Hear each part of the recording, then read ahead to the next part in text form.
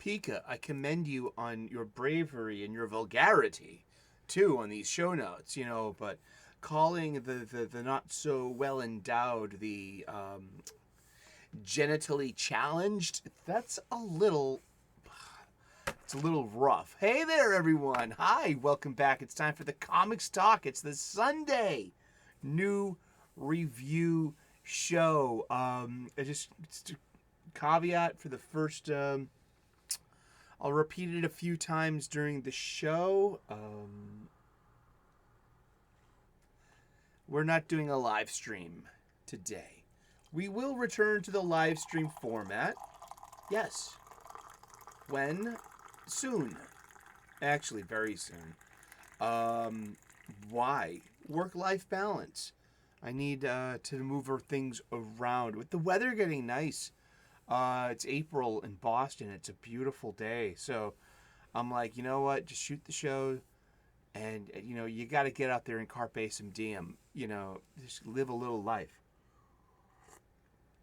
But still, get the show done. And we got it's the Comics Talk with Reverend Sully. So yeah, today. But you know what? I'll be right there in the live chat with you at the premiere.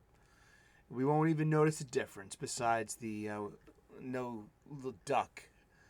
And but hi, how are you? It's the Comics Talk with Reverend Sully. One of the only places on earth you'll see the Geeks and Gamers in all caps logos. Living in harmony. I just need to pull out my Nerdrotic shirt, my Heel versus Babyface hoodie, and actually get a copy of Isom and put us all in the same frame together to show the value of living in harmony and unity against the forces of cancel culture and of, wow, the Ed Piskor stuff, huh? I know. We'll talk about that later. It's in the show notes. It is now. The Ed Piskor hubbub. I shouldn't even call it that. I'm going to put a line through that. It's not a hubbub at all. This is a situation. And we'll talk about that. Because we talk about things, about comic books on this show, about culture, comic books culture, about publication, about printing. I want to say thank you for anyone who's tuned into the show from seeing me on Wes's Thinking Critical's Comics Aficionados yesterday. He had me on a panel with Mike Barron, comic book writer that I grew up reading, and he'll be 75 his next birthday in July. Mike Barron, that's 3/4 of a century. And I legitimately grew up reading his stuff, a lot of his DC comics. And I got to talk to him and have some really deep conversation about comic books. They really... Grab a cuppa, pull up a chair. We're going to be reviewing comic books. It's Sunday, and it's a Sunday comic book review day, where I say a thing or two about a book or three that I've been that I read this week, and yeah, I got some image books that I read. I've got some. How many? Let's see. How many image books did I read this week? 1, 2, 3, 4, 5, 6, 7. 7 image books. 7 image books. Those are independent books. I actually buy some of these. And also, it's a big week with the 3 Ghost Machine #1s, all written by Jeff Johns. We'll get there. We'll actually start the show with those. How many Marvel books did we read this week? We read 1, 2, 3, 4, 5, 6, 7, 8, 9, 10, 11, 12, 13 different Marvel books, and 1, 2, 3, 4, 5, 6, 7, 8, 9 DC books. Yeah. We read funny books every week. We're blessed and grateful to have a friend that shares with us They're review copies. So I like to call it my digital pirate chest. Yo ho ho, and a bottle of rum. 18 men on a dead man's chest. Yo ho ho, and a bottle of rum. Arg. Pirates. Outlaws. Misfits. You know, not typical people. Artists. Geeks. You know, not normies. What is a normie? A normie is shorthand for a normal person, which is really kind of punching down on people when you. What is normal? There is no normal. Nobody's normal. Yeah, people are normal. There are normal people out there. Sorry, nah, I mean, also there's typical people. You know, too, and common people. What about common people? What are common people? You know darn well what a common person is. You little fuss budget. But this is the Comics Talk here with Reverend Sully, Eric O'Sullivan, ordained on the internet 26 years ago. So I've spent over half of my life as a spiritual person, and it's finally starting to pay off. Finally. You might see some of you might be here from the morning show, the Incel Cast, the MGTOW morning show. Men going their own way. It's just me using my sense of humor to talk about spirituality.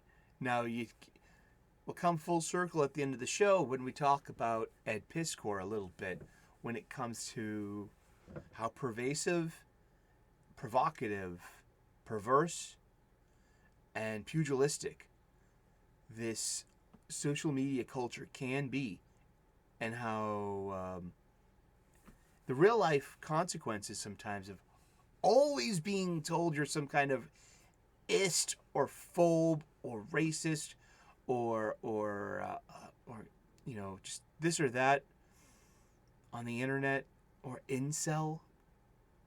I get that a lot. We get that a lot. You speak up about Dune or comic books or Buck Rogers or, you know, Mandrake the Magician or Little Abner. You have the wrong opinion of Little Abner. Somebody, a white hat, someone a good guy on the right side of history because of their lefty values. Get it? I'm being clever. The right, we're going to have to change that to the left side of history, aren't we? Things are so polarized. But yeah, I don't know. I've been called do you remember the first time you got called a Nazi by another Star Wars fan? I do. Yeah, and it's just like, I know it's lost its hyperbolic edge. It's no longer jest. Yeah, so being called an incel on it's cruel, and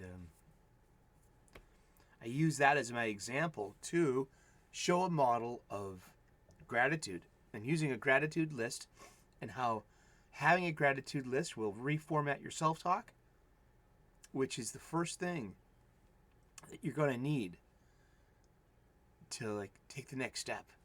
And that's it's a wonderful thing. I no longer have an endless churn. I have a sometimes churn of negativity, of self-doubt, of fighting with friends and loved ones, and you know, strangers, especially strangers on the internet, over pop culture stuff, things we should be having fun with. This should be fun. I want to have fun, and I do have fun. I've got a lot of energy. I got a lot of ebullience and a lot of positivity, and that's one of the main reasons I get invited on shows and people want to talk to us here at our show about comic books. And people, there's plenty of room at our coffee table. We used to call it our comics coffee table. Like over there is a book, a hardcover coffee table book, where we would open it. It's a 365 days book. That's how we started off this show. Let's go get it. Yeah, sure. It's always. Oh no! Your your pants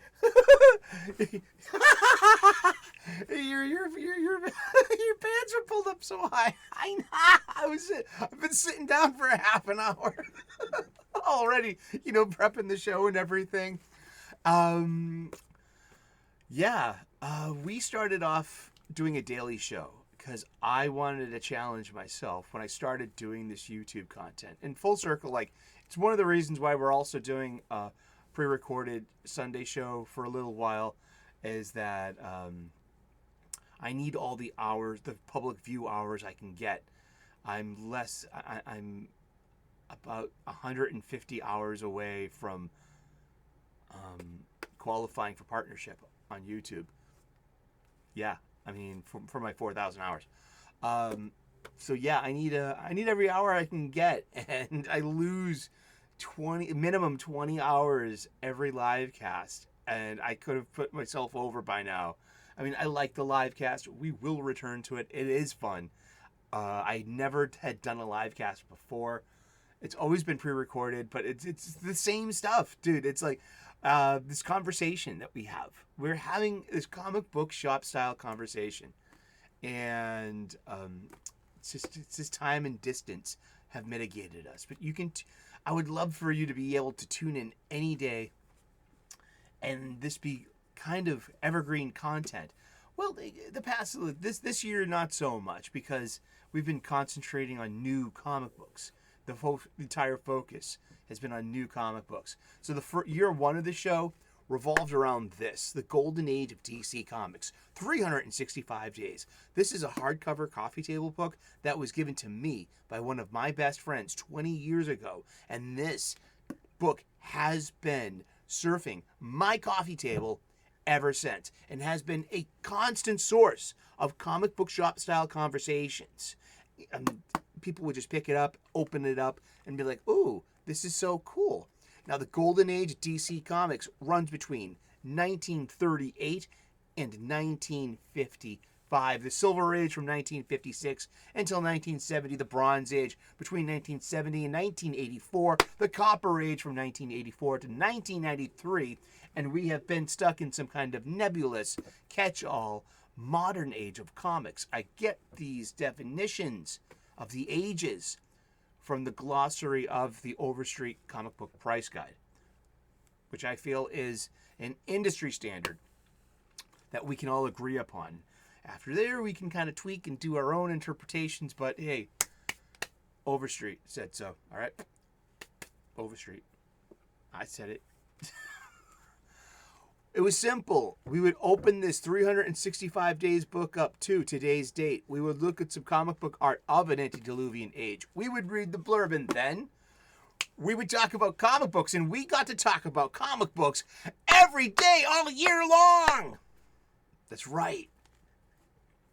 And then year two, we decided to rebox, reboard, rebag my entire collection, which has been hanging out in my basement since I moved in here a couple of years back, several years ago now.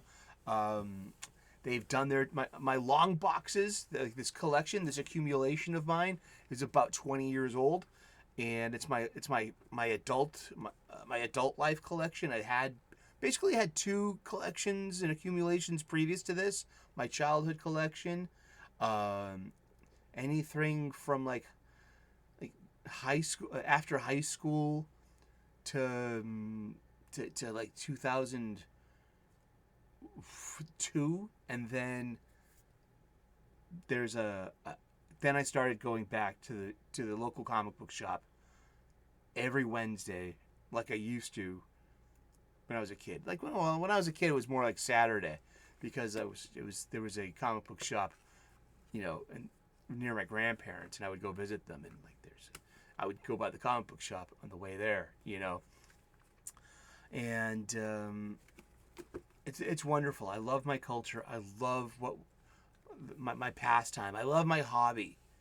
I really do, and it's At least our hobby is not unique to this, to misery and outrage and these attempts at foisting modernity onto something that was working without it.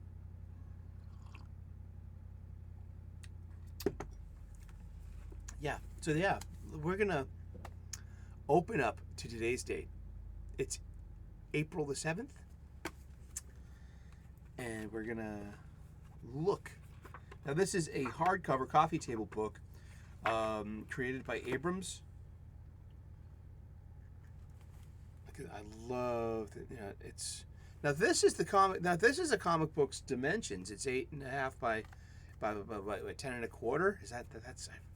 Why don't I haven't committed that to memory yet? But it's like, you know what I mean. It's the size of a comic book. Actually, it's a little bit smaller, to be honest. You know,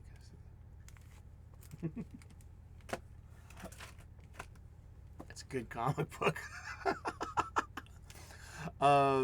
So they're not actual pages from a comic book. They are photographs of aspects of the book itself. You know, so this has been written and curated by Les Daniels and Chip Kidd with photographs by Jeff Spear. And that's the spine. That's Golden Age Jay Garrick, the Flash, the original Flash. That's, of course, Superman. This would be the ancient internet. You know, the catalog stuff that fueled the raison d'etre of the print publication industry and comic books themselves. Marketing goods to small children that have something new, a disposable income. It was 1938. We just got out of World War II just started, but you just got out of the Great Depression, the Great Dust Bowl, and before that you had women's suffrage and also the influenza outbreak too. You know, within 20 years before that. So, America, you know, you had the New Deal. You know, you had jazz music, you had electricity, the invention of antibiotics. It was an axial age in the West, and especially in America. And we had this new invention called the superhero comic book in 1938 with Action Comics #1, the first appearance of Superman. And that's where the golden age begins. There were comic books before that, basic comic strips and daily and Sunday newspapers. That's where the real comics were. Everybody read the newspaper. You pass the kid the funny pages. Don't touch the sports page before Pa does, or else they'll be held to pay. The daily newspaper. Sometimes an evening edition, too. But comic books were strictly kind of for kids. They were 10 cents, 60 pages, more anthology style with, like, your lead story, and then you had other stories. Finally being able, for me personally, like, I'm with facsimile issues. I showed them yesterday on Wes. Marvel and DC are doing, like, reprints, actual reprints of old comics. And to feel, and to hold a reproduction of a Golden Age comic book. It's 60 pages.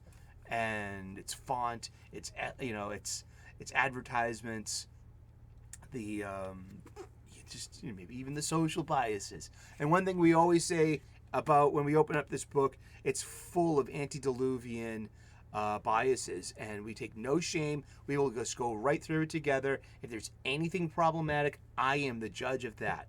I have a good lens on that. I really feel that.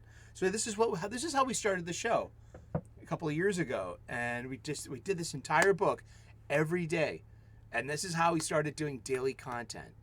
And then it just kept going. We went 564 episodes, consecutive episodes. Yeah, I was proud of that, and that was an accomplishment. And we, it was a lot of work, but my work-life balance got upset. And so I had to, do something about that. So we went to the 2 shows weekly, longer format. It's, we do Wednesdays. We check out a lot of other shows do that too. So it's just like, but I am going to the local comic book shop on Wednesdays, usually. I just started a poll list. There's just I am a comic book reader and I'm a comic book buyer. I'm an old fan. I'm one of those older fans. I'm 51 years old. I had a spinner rack when I was a child, which was a magazine stand that you would find in local convenience stores, bodegas, 7-Elevens, gas stations, liquor stores. They were just a part of the publication that was part of the newsstand. And that was a little separate of the magazines and the newspapers on the traditional upright newsstand. You had a spinner rack.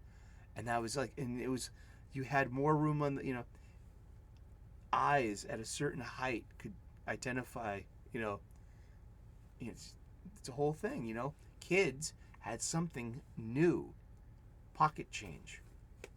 And for 10 cents, you can get a 60-page, adventure stories. You can roll up and put it in your back pocket, and you can read them over and over and over again. It wasn't like going to the movies where you could, where it was here and it was gone and it might come back. But no, this was yours. You could keep it. There was also radio shows too. The Superman radio show was pretty big. Batman never had a radio show, but he was a guest star on Superman radio show a lot. Yeah. Movies, there were like Golden Age movies. So this is a really interesting lens of history as well, in my humble opinion.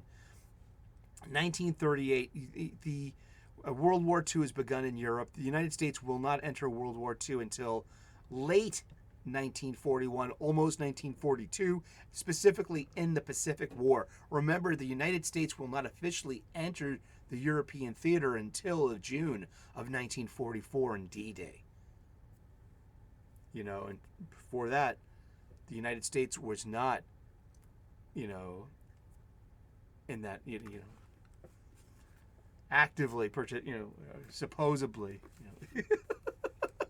Let's get to it. Let's open this book up. It's April the 7th. Tomorrow is my original best friend's birthday. Brian Massey, I love you. You're my first best friend in this world. You are my first brother. I am an only child. And Brian and his sister Shannon and their cousin Keith were all about my age. And we were blessed to have each other in the projects of South Boston, where we kept our families, looked out for each other. We kept each other safe, and we were each other's, Goonie squad, I guess. But we shared Star Wars. We shared G.I. Joe and He-Man, the A-Team. We were small children of the mid-19 to late 1970s, and young children of the early 80s, and teenagers of the late 80s. It was a fun time to be all together too. All right, April 7th. It's a story by Bill Finger, art by E.E. Hibbard from All American Comics number 23, February of 1941. The United States had not entered World War II as of yet. And it's a picture of one panel. This is one panel, so we don't even get the Scott McCloud thing of sequential art. I love that book. Understanding Comics, fascinating book. If you don't have a copy of Understanding Comics, you can find a link to its Amazon page right here in the description of this very show. You can get your own copy of The Golden Age of DC Comics, 365 Days, also in that same list of links in the description of this show. This makes a great gift for a geek, and it would look great on your coffee table as well. Seriously, racing swiftly about the thugs, he causes a dazzling blaze of light to come from the magic ring and trail behind him. He's free. What's he doing? Hey!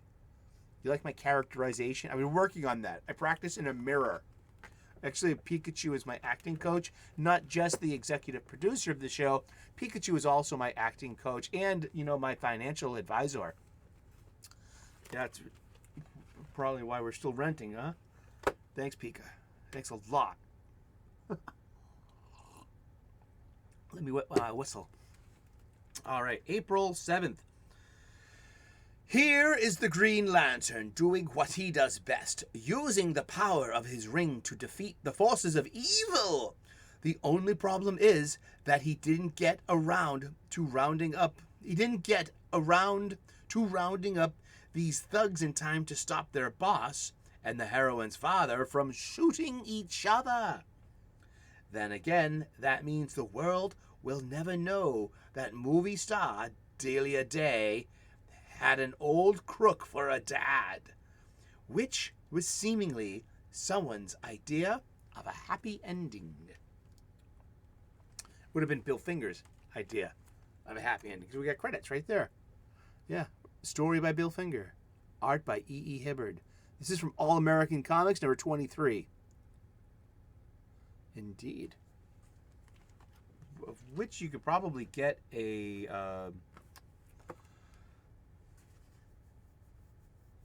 facsimile of. I almost did. It was out the same day that Tim Sheridan and Cian Tormey's Alan Scott Green Lantern number 1 came out, and I couldn't buy that because Tim Sheridan, fuck you, blocked me on Twitter for being part of a comic book shop style conversation about his controversial and, retconning, rebooting a golden age character, and just,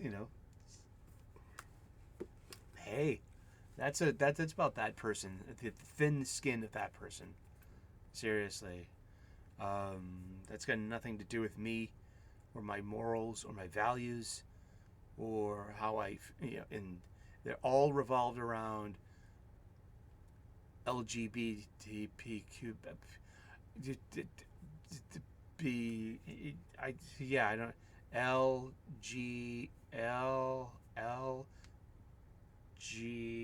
that's G B T. That's cute. No, I really have to go back and relearn some American Sign Language.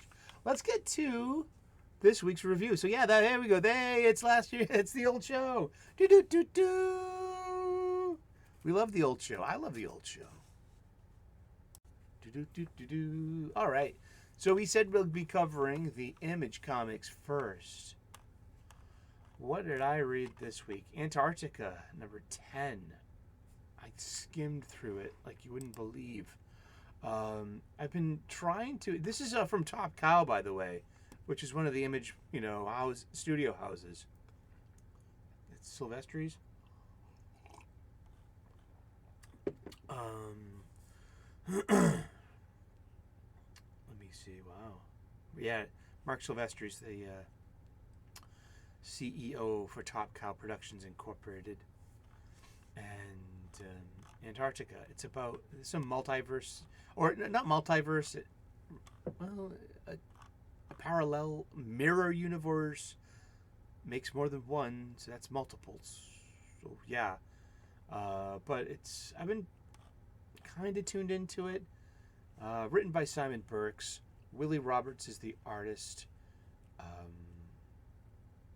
There's no inker, no color credit, so I guess Willie Roberts does the whole thing. I hope their page rate's amazing, and they did the cover, the A cover. It's a lot of heavy lifting, and it's about running into maybe your evil mirror universe self, and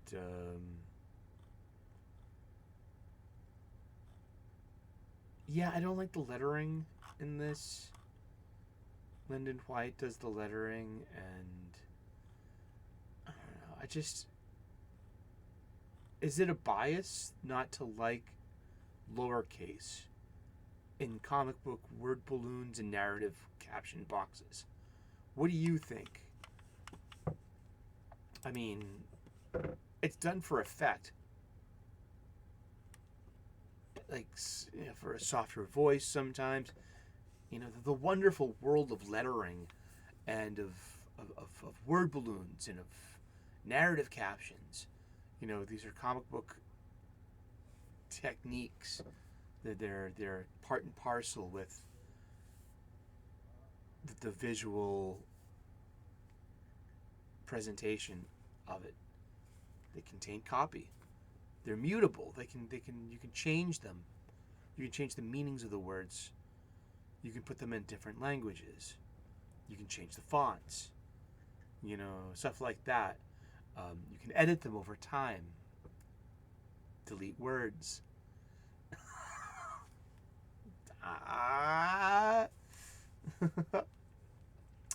Crave number 5. I read that one too. Yeah. Maria Lovett's Crave number 5. I think of 6. Story and art by Maria Lovett. And there's and lettering and design by Maria Lovett. Okay. So this is it's like a high school teen drama.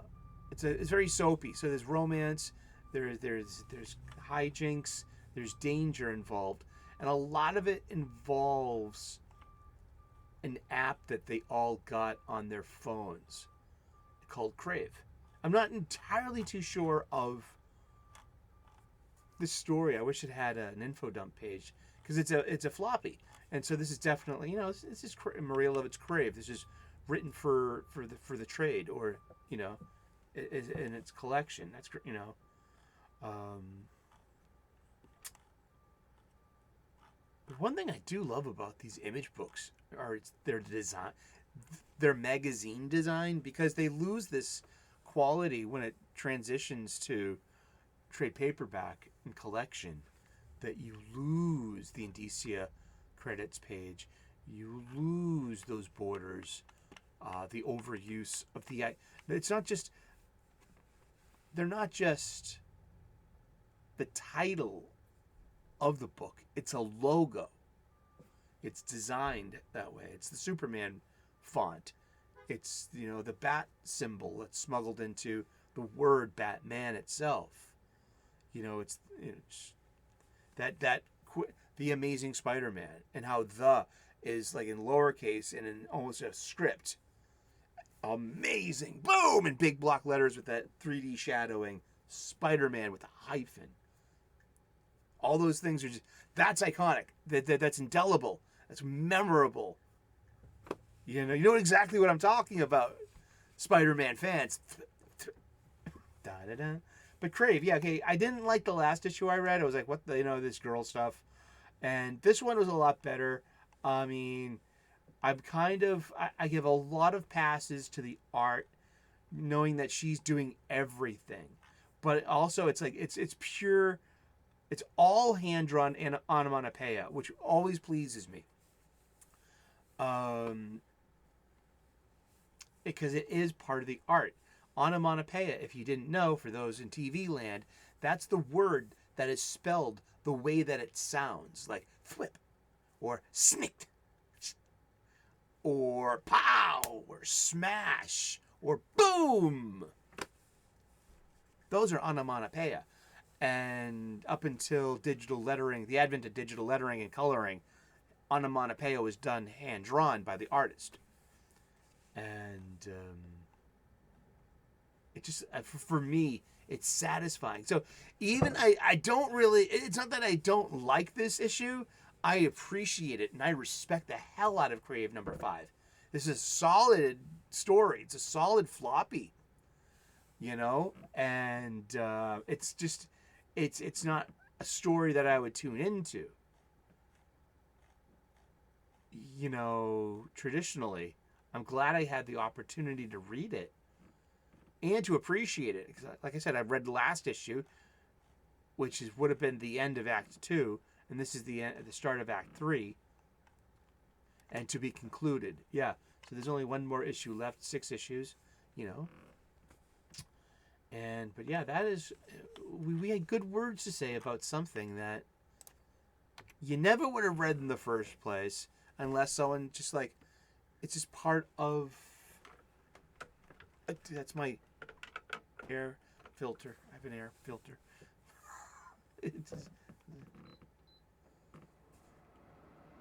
Luke, you, I am your father. It always sounds like that in here. I turned it down for the show. But yeah, Maria Lovett's Crave, number 5, gets 2 thumbs up from me. Yeah, why not? Deep Cuts, number 6. That was Kyle Higgins, Joe Clark, Toby Cypress, Igor Monti. And, here's the letterer now making the cover as well, which I feel is new. It's Hassan Otsmani Allahu. He's so hot right now. That Hansel. Hansel. Hassan. Oh, Hassan. He's so hot right now. Deep Cuts. It's issue 6, the last issue of a slice of life period piece of some kind of jazz fusion band. And so this starts for me in medias res in issue 6, Los Angeles of 1977. And the cover on this is beautiful because it's supposed to evoke old album covers. Another part of the print publication and design trade, album covers. Those have stuck around. Vinyl has stuck around. It's such a cliche. It's such a niche market, but you have reliable sales. I feel that's what's going to happen to the comic book shop and the comic book industry, what we were all churning and worrying about. I have your answer already. It's already come to pass. It is the record store, the boutique. This is a boutique industry. This is a boutique hobby. I want, vinyl enthusiasts, vinyl music enthusiasts. That's a viable hobby as well. And they probably have very reliable, sources of there are only, 250,000 turntables sold in America last year. Something. I wonder what that, geez.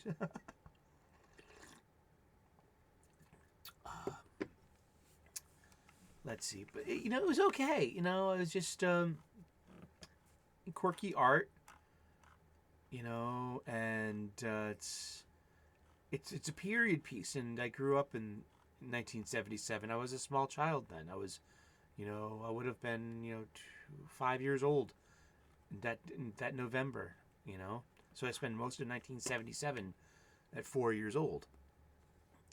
That's when Star Wars came out. I was a little too young to remember the first time I saw Star Wars.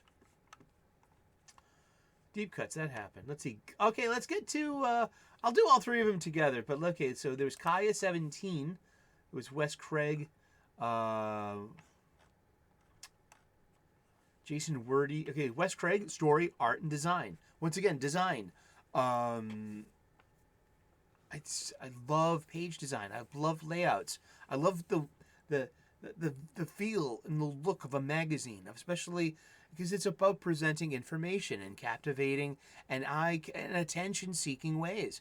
And whether it be a comic book page or an advertisement, when you're looking at a poorly designed page, when it registers, you're bored with it, you're not interested in its information. So yeah, one thing I really, really respect and love about this constant exposure to Image books and Dark Horse books and Boom books, they have a sense of design, of magazine design, that, maybe is a little lost with the big two, or the big two never had in the first place, is more fair to say. What is Kaya? This is issue 17 of Kaya. Written, art, and designed by Wes Craig, colors by Jason Wordy, and letters by AW's Tom Napolitano. Mm-hmm. Kaya was raised as a hunter and a warrior. Her half-brother, Jin, was raised as a prince, destined to become the Golden One, destroyer of the all-powerful robot empire. But when the robots destroyed their home, Kaya and Jin escaped. Now they travel a dangerous road, trying to reach safe harbor. Previously, in the city of Shazir, a rebellion has broken out against their new king and his patrons, the Robot Empire. Kaya has promised to deliver the princess Eljuna to her uncle in exchange for a safe passage on his ship bound for Monk Island. But Eljuna, now a member of the rebels, has refused to leave. Now Lord Fox has arrived in the city to capture Jin and bring him back to his master, the Oracle.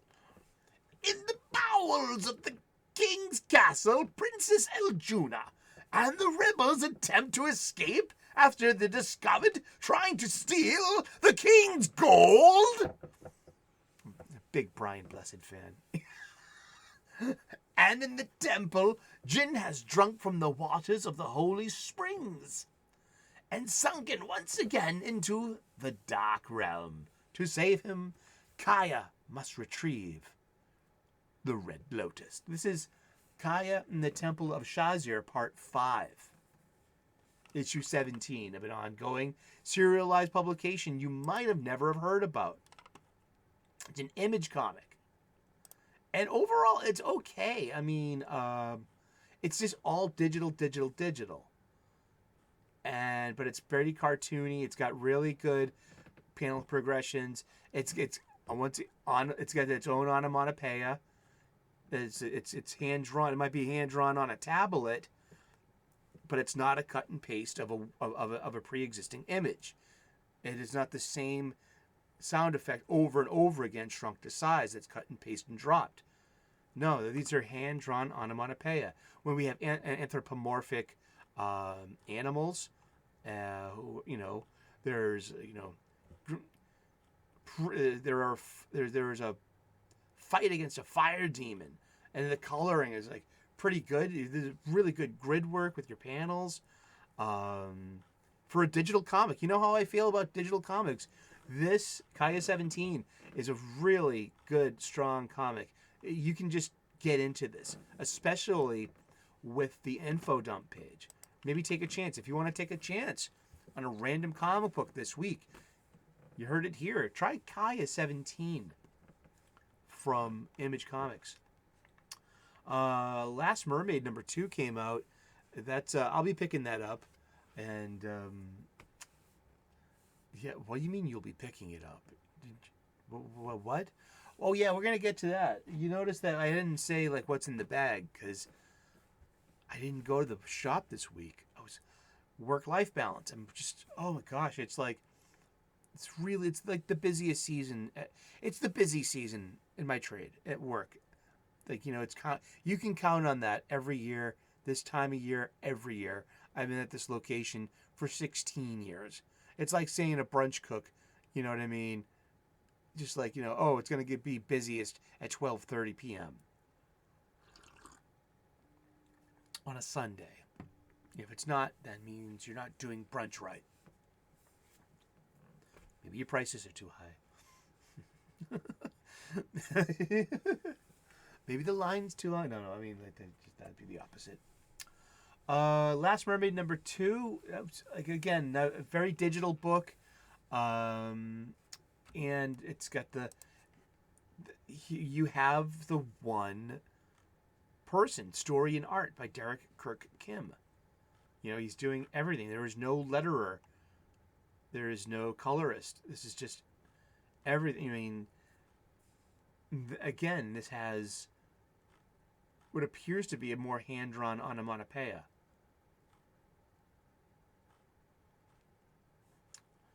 And for tablet stuff, it's not bad. I mean, this is like, I really hope that something like this happens to like someone like Irene Strakalski, who is doing Fiendish on crowdsourcing, on crowdfunding, and that she deserves to be on bookshelves. Like, all these books deserve to be on bookshelves too. I mean, just like or most of the high end talent stuff. Should I reframe on the Indiegogo that I back should be. I backed Graham Nolan's Return to Monster Island. I backed Billy Tucci's St. Patrick's Day portfolio. I backed Death Raider by Rob Hunter. The just this week, I'm like, I like these comics. They're like, they're more like bande dessinées, like the collections, trade paperbacks. Because the comics are also like floppies, like issues. Issue 170, a 22-page story, in a serialized format. There was Sacrificers number 7. It's a good place to say, like, oh, wow. You got to go back and reread 1 through 6. And the trade paperback came out this week as well. So if you missed on Sacrificers, it's hard to find some of those single floppies, rightfully so. And hopefully it all sold out. You can get the trade paperback and pick up issue 7 and jump on now. Indeed. So now's a good chance to go back and catch up. Like, what the just happened? What the? Huh? It had a couple of months hiatus. And so has a Local Man as well. That's okay, but it's just a short break. It's not like the Saga break. It's not like the Fables break, which can totally break your comic. It was just like a couple of skipped months, just to, be like, okay, I'm in, Speaking of Local Man, trade paperback number 2 came out. And like I said, I'd love to hear from somebody who's reading Local Man on trade paperback. I'd like to hear from you. I actually opened it up, volume 1, and it's like they got the flashback at the end of the issue so it's like the 6 chapters, because the story of the flashbacks progress, and just so it's like you can't just like have but in the floppy it's a flip book.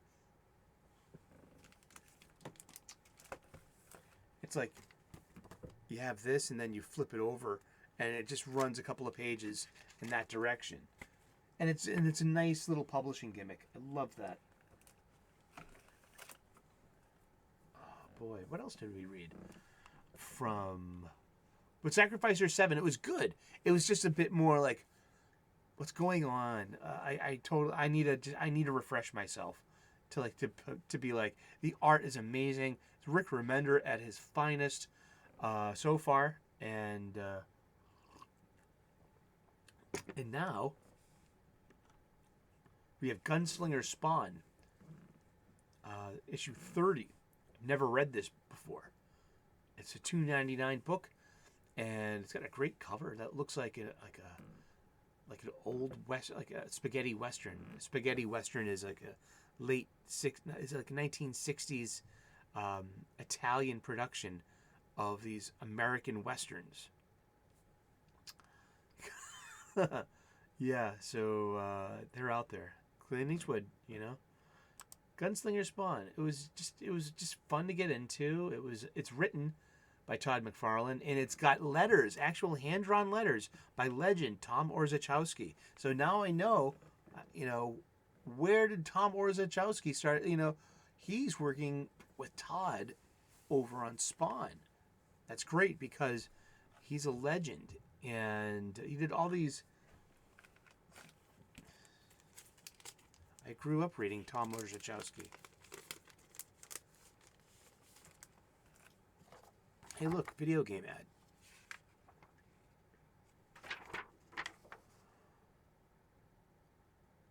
You see that? This is in 1981. 3. Yeah.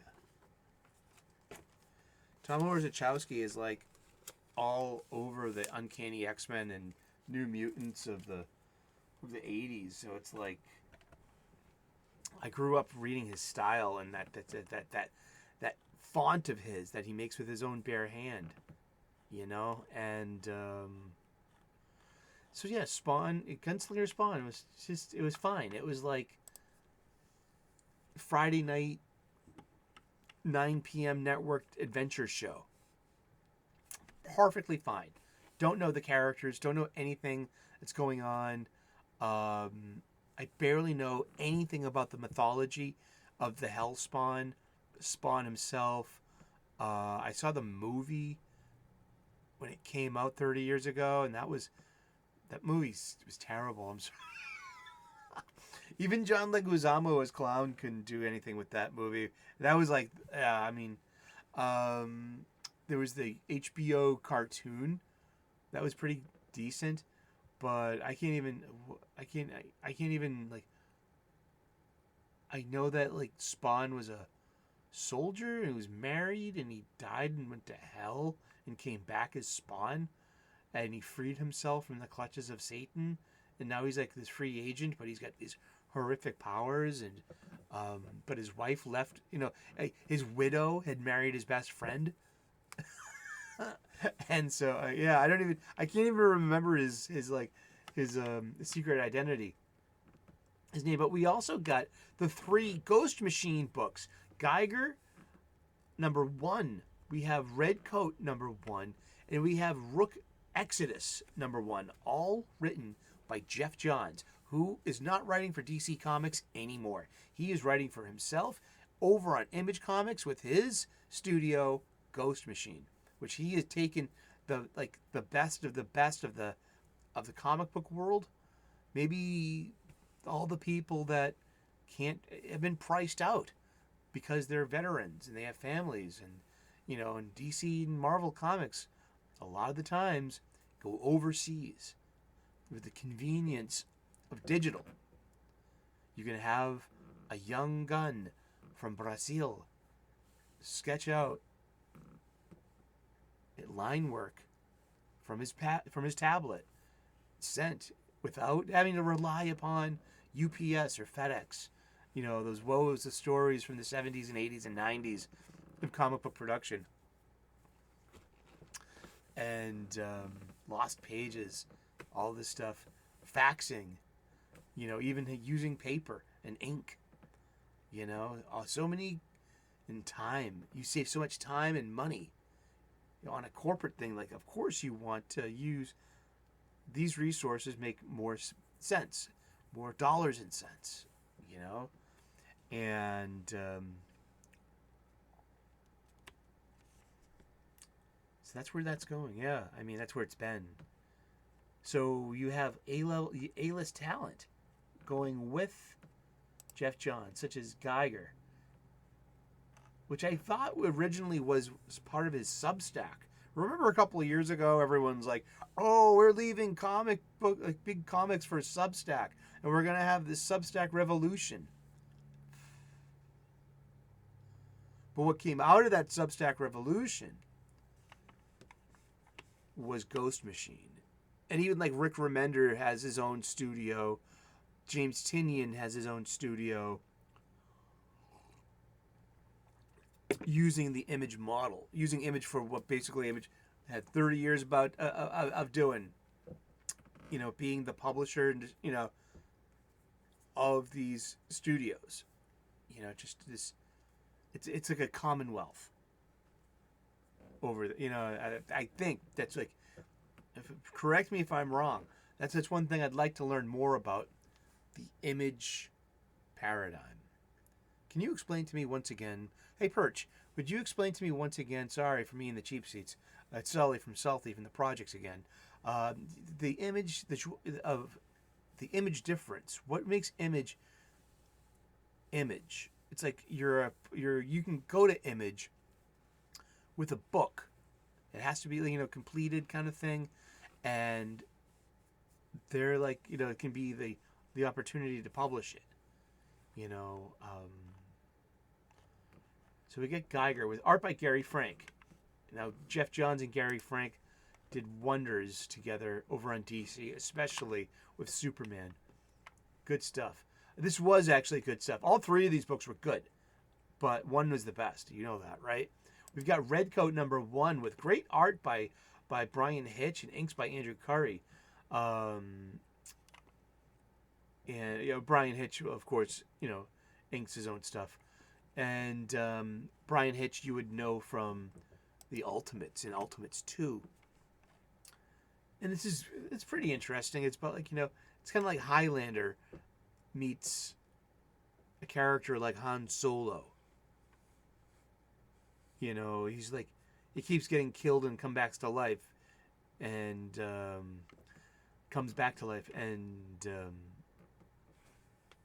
he was a British soldier, and he first died as a British soldier in the American Revolutionary War, and something supernatural happens. Oh, and there's a shared universe and a timeline, I guess. It's called The Unnamed War. Something like that. Is that it? And then there's Rook Exodus #1, which is 60 pages of story and art for $3.99. Written by Jeff Johns. Art by Jason Fabok. They were battery partners going on Batman 3 Jokers. An amazing piece of Batman story.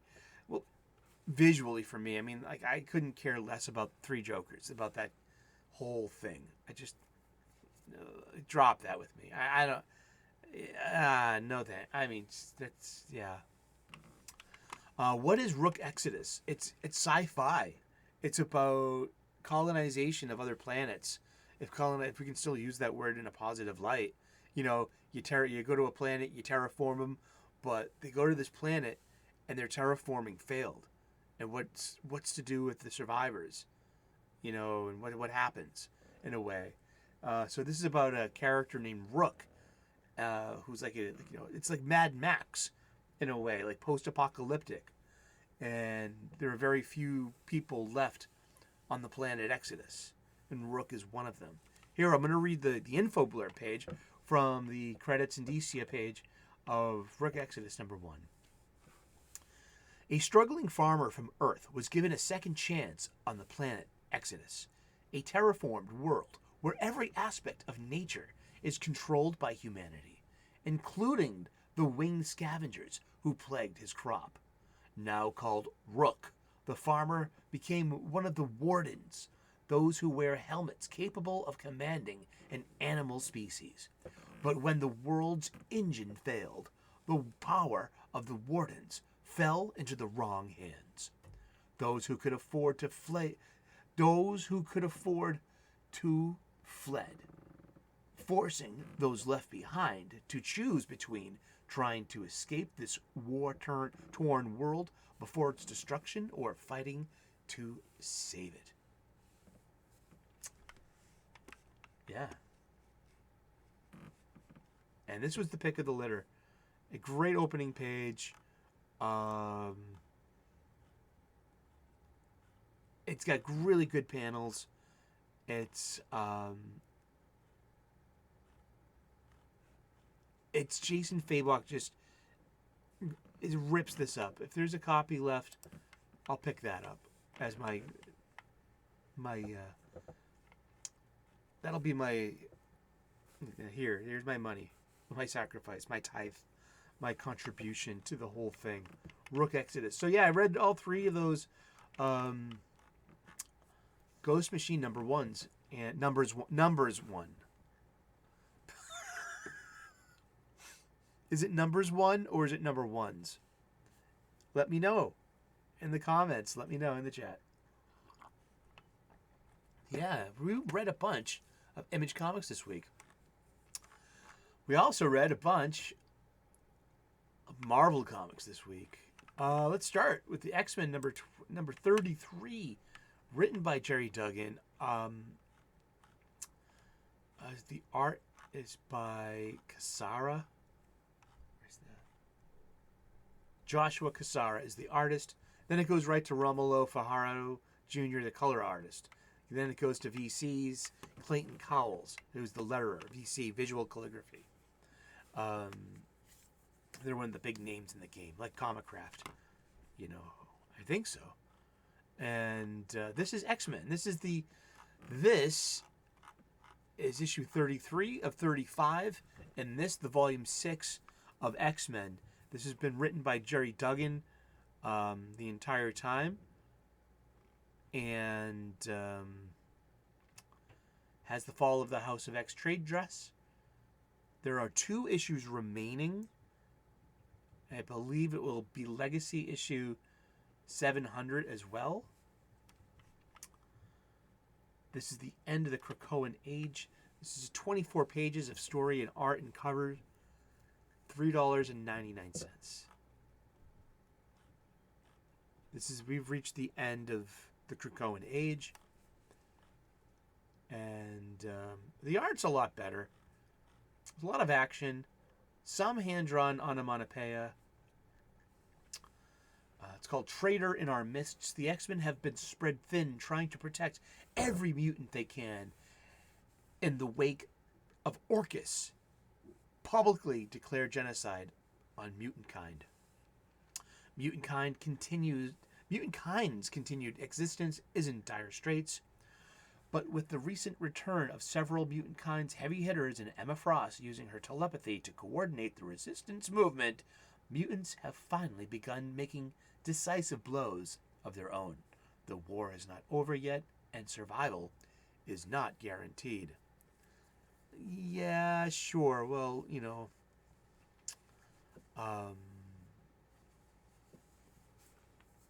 Orcus' survival is not guaranteed. We all know about the issues number 1.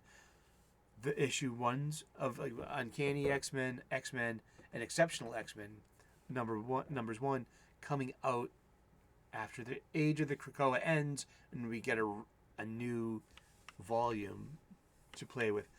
It's listed here. We got 12 members of our Dramatis Personae. Sebastian Shaw of the Hellfire Club. Shinobi Shaw, his son, Callisto. You remember Callisto. I do. Emma Frost. Wolverine with no hyphen, no asterisk, and no Logan next to him. It's just Wolverine. Shadowcat. Forge. Magic with a K. That's Ilyana Rasputin. Ms. Marvel. Sync. Cyclops. And finally, Nimrod. The Ultimate Sentinel. I've always liked Nimrod. Okay, Nimrod's always been some Omega level badass. Is he Omega level? I mean, I know that Nimrod's a real mixed bag to people, but okay. I mean, all of these writers are peers of mine. I'm 51 years old. These are like a recursive, feature of like nostalgia. And we're going back to the Claremont John Romita Jr. era, like circa issue 200, where Nimrod made his first appearance, and he had that outrageous design. That's a Sentinel, and he's got all that purple in it too, because that magenta color was just like new back then. The evolution of color in a printed page in the past 40 years is just amazing. We take for granted coloring, gradients, opaqueness, vivid quality. I mean, just, printing this on a page and having the page absorb this, and to have, there's a lot. I love this shit. I really do. Some great Emma Frost in here, just drawn very, very, very beautifully. Joshua Cassara, this is, and there's some hand-drawn onomatopoeia in here. There's some straight up just like too on the nose fan service with Wolverine jumping on some Orcus soldiers, and he's on the ceiling like this, looking down on them, and they look up and it's too late. Here's the Wolverine, but that comes straight out of like X-Men versus the Hellfire Club in the pre-Uncanny days, and so that's visually just like a remake scene. There's nothing new there, and yeah, it's just wheel spinning. One thing I liked about this issue a lot was Doctor Doom. How does Doctor Doom fit in with Orcus and all this stuff? How does Latveria stand on its own, of course? And I love Jerry Duggan's use of Doctor Doom's voice. It's really cool. I like it a lot. There's only a couple of issues. There are 11 issues between X-Men 33 and X-Men 34. There's 2 issues of Iron Man. There's Cable, X-Men Forever, Wolverine, Rise of the Powers of 10, Fall of the House of X, Dead X-Men, The Resurrection of Magneto, and Ms. Marvel, Mutant Menace. Welcome to the Fall of the House of X, the end of the Krakoan age here with the X-Men. X-Men can still pull off the mini event because just the sheer number of titles it has. Wow, that's, this is a lot of money for like the completist. Imagine if you had to get every single one of them. Vengeance of the Moon Knight #4 by Jed McKay. The reveal of the new Moon Knight. I don't know who this person is because I don't read Moon Knight. But everyone's like, oh!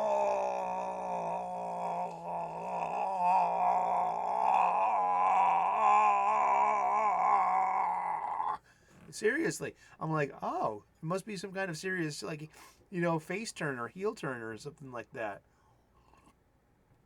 To get you all riled up like that.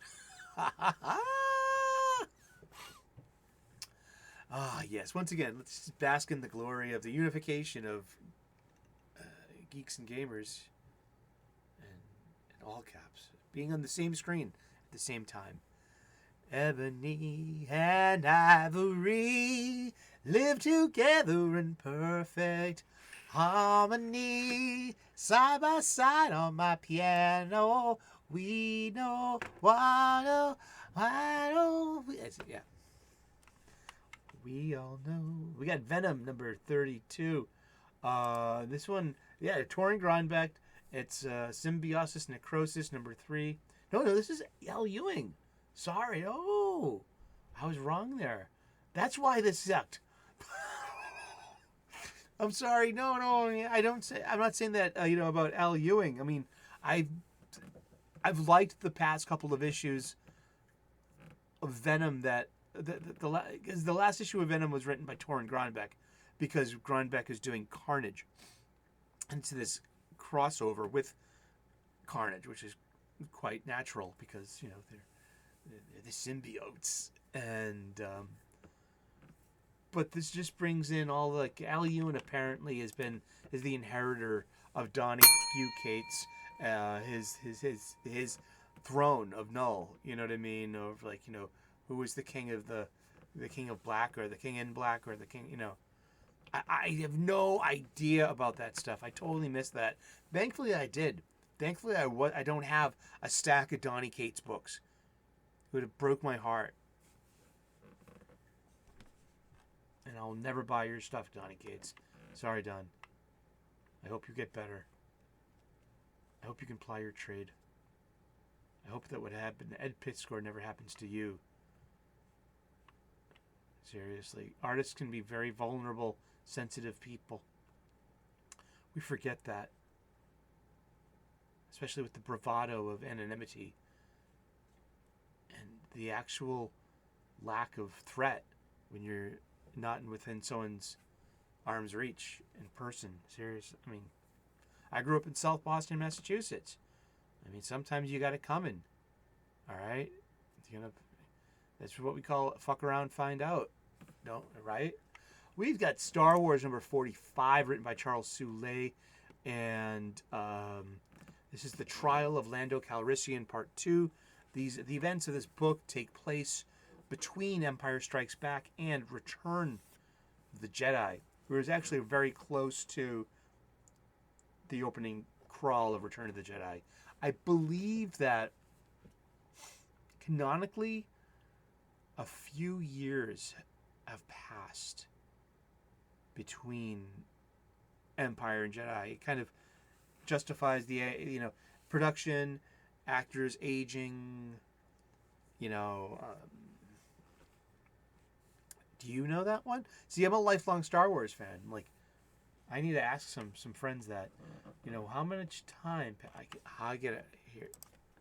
I'll look up the internet. How much time passed between Empire and Strikes Back? And it just pops up on Jedi.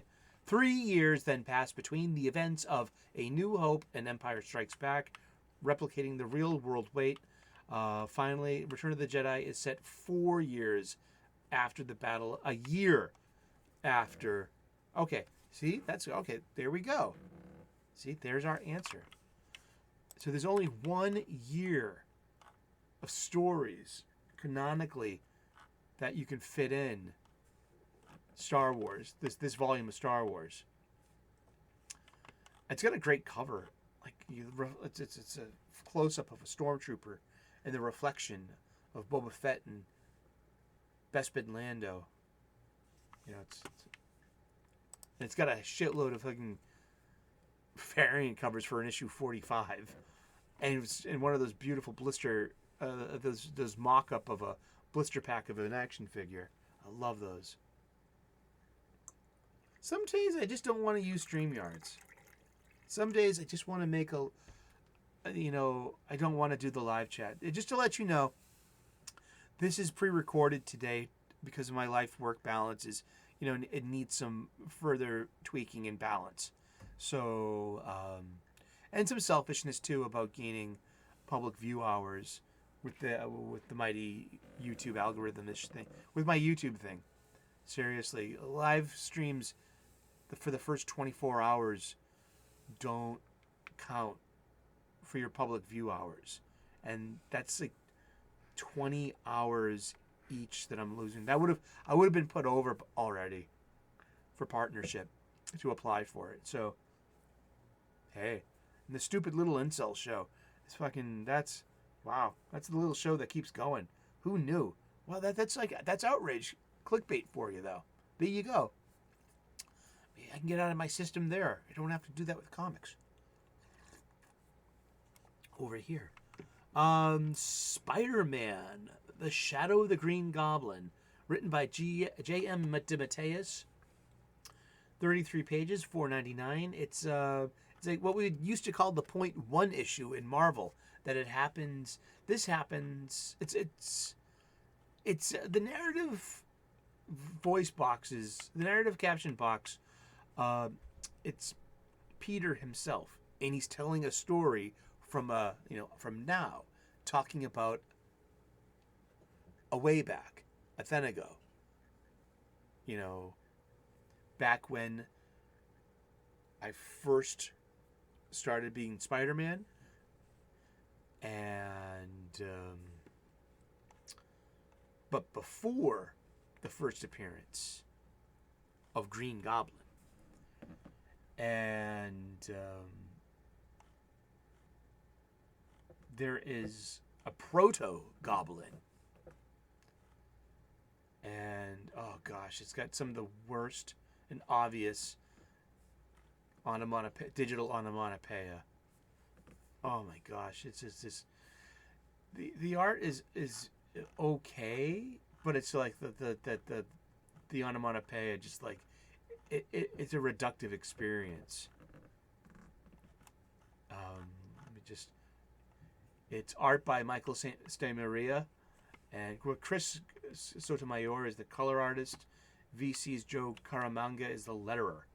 I wonder who's putting in the onomatopoeia. Is it the color artist? I mean, it looks cheap. The line art's really detailed and nice. A lot of the panels, they're really nice. A lot of the fight scenes, it's like Peter's getting used to his power set. People really don't know him yet, and so he's trying to, this is a really decent story. I really liked it, and This is going to collect very nicely. And J.M. DeMatteis, he wrote Craven's Last Hunt. He's excellent. Oh gosh, but the digital the onomatopoeia is just, this is a good example of like the cheapness of just like, they look like, we used to have these things as a kid called color forms. They were like pre-made vinyl like sound effects and characters that you could put onto a plastic background, and you can remove them, and so you can compose and design an action scene, or a pastoral scene, or a character, property scene, over and over again in different combinations. But that's what these look like. These look like color forms. And I think that the art deserves a lot better than that. Because it just, that sucks me out of this very human, very telling, very, very, very, very, very warm story. Sorry. But I wonder who in the art team did that to this poor comic book. Which choices led you to want to just drop and drag that? Sensational She-Hulk number 7 by Rainbow Rowell. Wow, there's so much info page. Color is, the artist is Iguara. Iguara is a visual artist.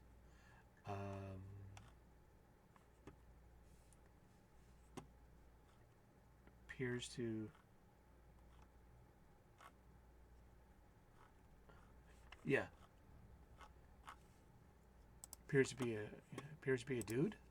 But you don't get in trouble for stuff like that when you make presumptions. Who cares? And it's Sensational She-Hulk on a date in space with her boyfriend, the Jack of Hearts, where Jack, runs in to his ex-love of his life, where he has an outstanding superhero oath too. By the end of it, hilarity ensues, leading us to the next issue. Yeah, it's wonder who that's made for. Like, who cares? I don't know. Just good luck. It's part of the newsstand. It's part of the corporate demands that we use these characters. We have offerings to offer. Any magazine, you should be able to say, what's its circulation? What's this? What does magazine circulate? What does magazine circulation mean? A magazine's circulation is the number of copies it usually distributes for each issue. Getting this from a wiki, because we love to talk about wikis on this show. It is one of the main factors used to determine how much money they will charge businesses to advertise in the magazine, aka ad costs.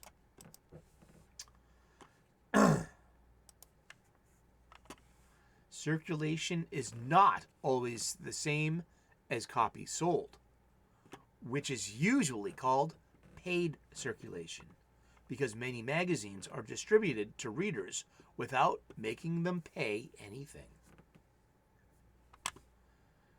This is more true for magazines dealing with businesses and professional topics. When determining readership figures, which is how many people read an issue, the number is usually considered to be higher than circulation figures because of the assumption that most copies of the magazine are read by more than one person. In many countries, circulation figures are checked by companies that do not work for the magazines, such as the Audit Bureau of Circulations, to make sure that the numbers a publisher gives to its advertisers is accurate. There we go. Wow. This is what I love learning about these things. Yes, I'm a sponge for information. Thank you so much. We got power-packed Into the Storm, issue 4, by its creators, Louise Simonson and June Brigman. And it's about the powers. And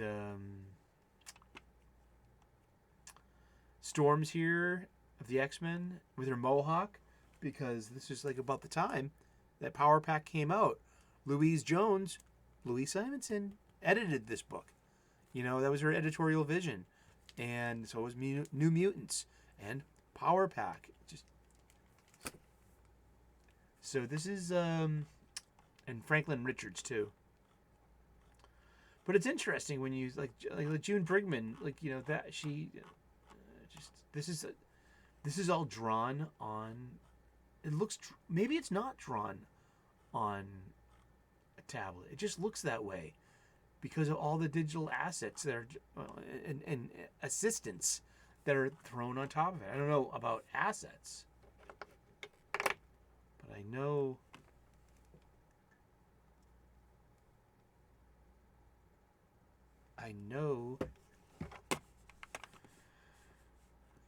all the other digital stuff. Maybe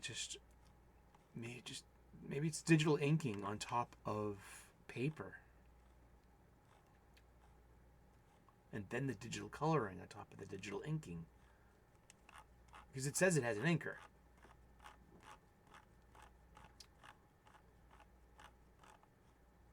Yeah, Roy Richardson is doing the inking, and then Nolan Woodward is the color artist.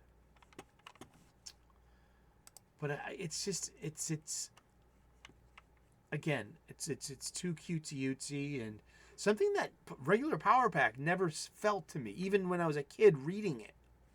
What is Power Pack? Power Pack was an X-Men spinoff. It was about mutant children in New York, in Manhattan, in the Marvel Comics. Okay. Power Pack Volume 1, Number 1. I remember getting that. May 1st. It was released in May 1st, 1981, with an August 84. Released May 1st, 1984, with an August 1984 cover date. I mean, that's why the cover date says June. So that's like, it was released 3 months ahead before that. So at the end of June, that means it's time to take this copy off the newsstand or the spinner rack. Then you would see that now the UPC symbol, that means it's a direct, no, this is a newsstand copy. If it was from the direct market, aka the local comic book shop, it would have had a Spider-Man face here or a character face here. And that's how you would tell the difference between, which one did you get at a comic book shop that has a different returnability to a newsstand copy that has, returnability. If you can't sell this, you can give it back for credit. And then they would streamline that by, you would rip a portion of the cover off to prove that you didn't sell this copy. Yeah. So yeah, I was 11 years old reading Power Pack. And we have Alex Power, who is G, Julie Power, Lightspeed, Jack Power, who is Mass Master, and Katie Power, the Energizer.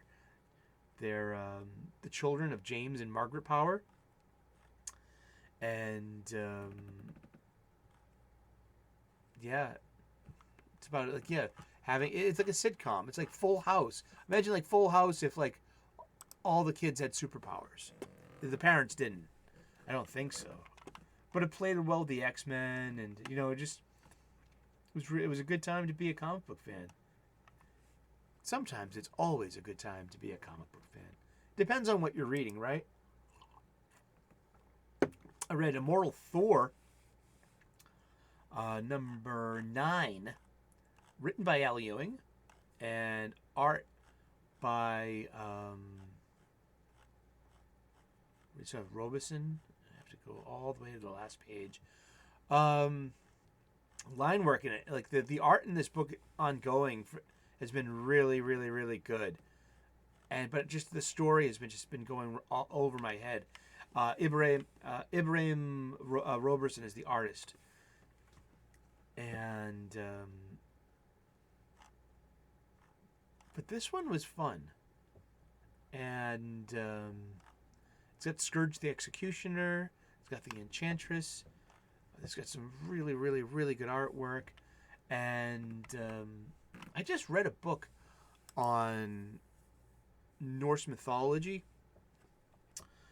So, like, I really liked Thor this time around because Thor is a lot like his mythological origin self. You know, Thor might be virtuous and heroic and loyal and often angry, but he's not the smartest. And he's not the brightest one. And so this Thor, he's a little brash, headstrong, and a little dumb about things. He doesn't think things out. He's very impulsive. And that shows here. And I'm like, oh, so that really helped with my enjoyment of Thor. We've got Jed MacKay writing Doctor Strange number 14, Legacy issue 440. It's great art by Pascal Ferry. And it's called Kobolorum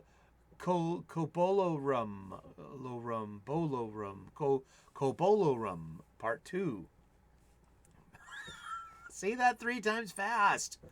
It's got some beautiful Alex Ross cover. You know, so does Thor. Has an Alex Ross cover.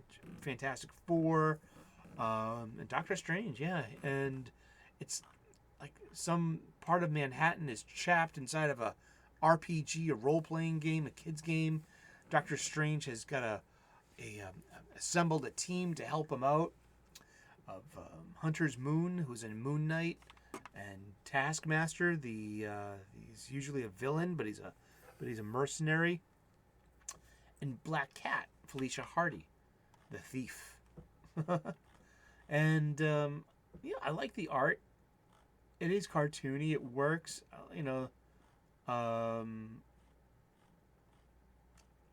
Interesting panels, interesting panel placements, panel progressions. It feels like this make-believe world you would find in one of these games, and overall it was a fun time, I guess. And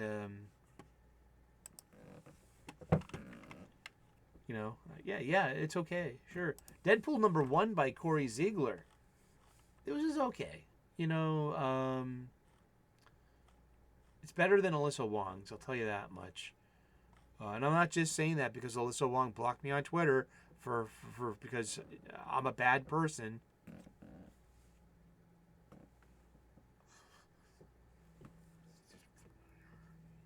It's all Pika's fault.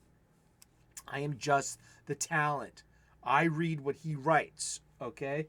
Yes, the Pika's a boy. You can always tell a Pika from their tail. You actually should look under the tail for any mammal. But that's I don't want to get involved with I don't want to be called an incel anymore for respecting the science. I have no idea what's going on. It's Deadpool. Let's get Corey Ziegler a try. He's been writing Miles Morales Spider-Man. And so one of the big bads of Miles Morales Spider-Man pops up in this. And we had Captain America by J. Michael Straczynski. Captain America number 8. All 8 issues of his run so far have just been a miss with me. I will read the info dump page. Here's the info dump page from the credits page, which also has the indicia. Sometimes they put the indicia on the on the last page with the preview art of next month's cover, which counts as story and art. This is 26 pages of story and art for $4.99. And this is the Captain America. It's called Intermezzo, part 2 of 2. So this is just a 2-issue, intermezzo. I mean, it's a theater thing.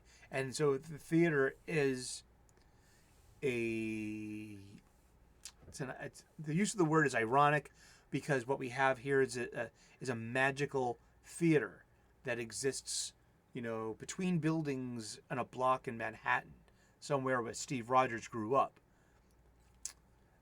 And theater is also the theater of war, which is used, the stage, the place, the production, theater is also used to describe a battlefield and the state of war between warring parties, warring nations. So you do have that cleverness there. As the world tethered on the brink of global war, frail Steve Rogers entered a secret laboratory and was transformed into the American super soldier. For 5 thrilling years, he fought the Axis powers until a freak stroke of fate threw him into suspended animation. When he awoke, he was a man decades out of his time. Since that fateful day, Steve Rogers has sought his destiny in this brave new world. Intermezzo, Part 2 of 2. Steve's investigation into a supernatural murder led him to a battle with the demon Asmodee, who was targeting Captain America and other change agents in order to alter the course of human history. Captain America managed to defend a peace conference against Asmodee's emissary, a serial killer named Henry Cavanaugh, and even seemed successfully to destroy Asmodee himself.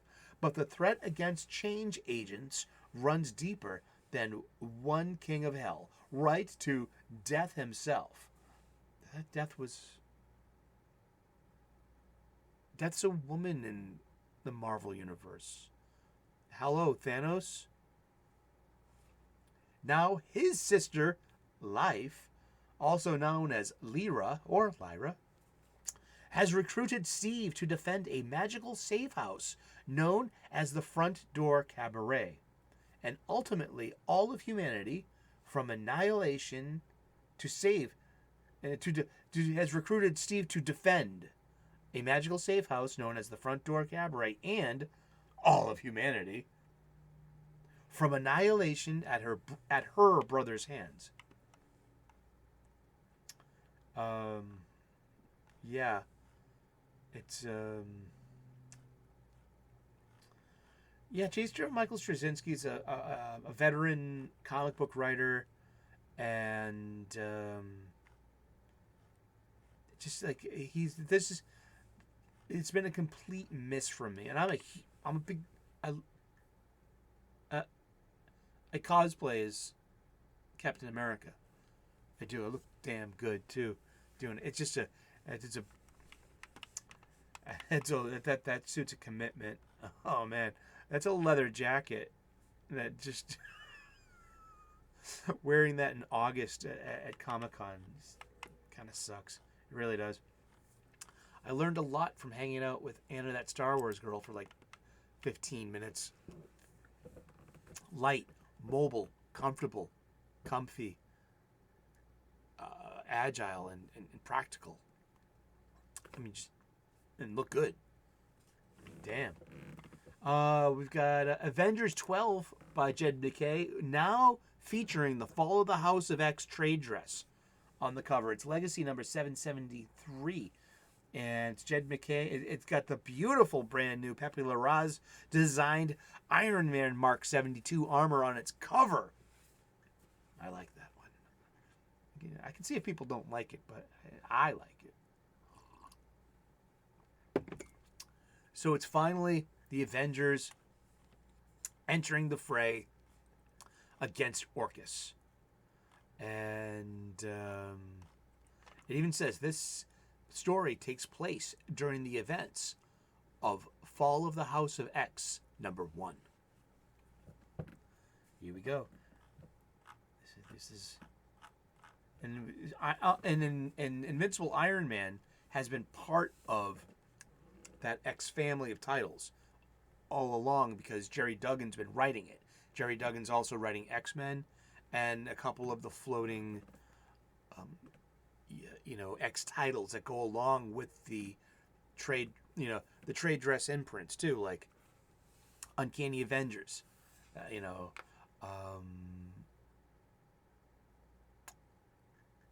Fall of the House of X itself, X-Men, the flagship title, X-Men, so was it good? It's okay.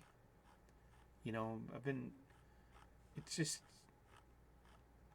yeah, it's an Avengers funny book, you know. And you bring in 3D Man, who's like someone from like the 70s. Again, it's like nostalgia-rific. And then the last Marvel comic we read this week was Alien, Black, White, and Blood #3.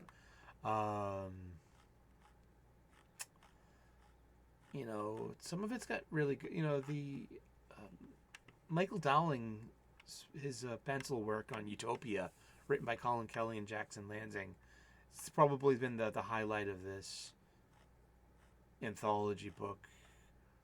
It's you know, it's got the one story that's bridging all 4 issues.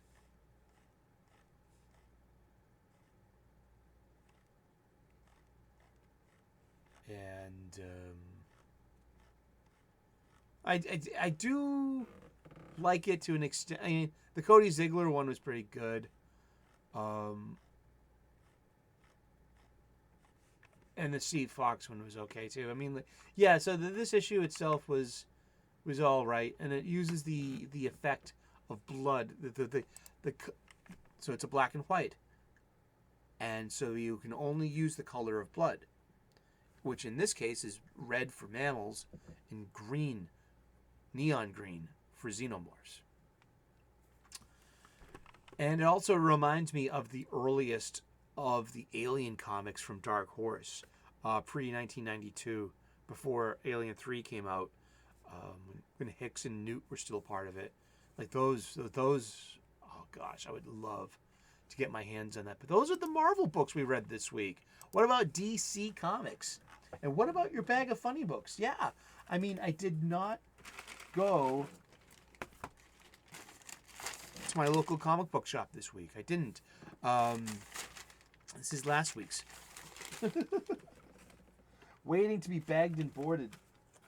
Arg, we're going to board. Hailing frequencies open, Captain.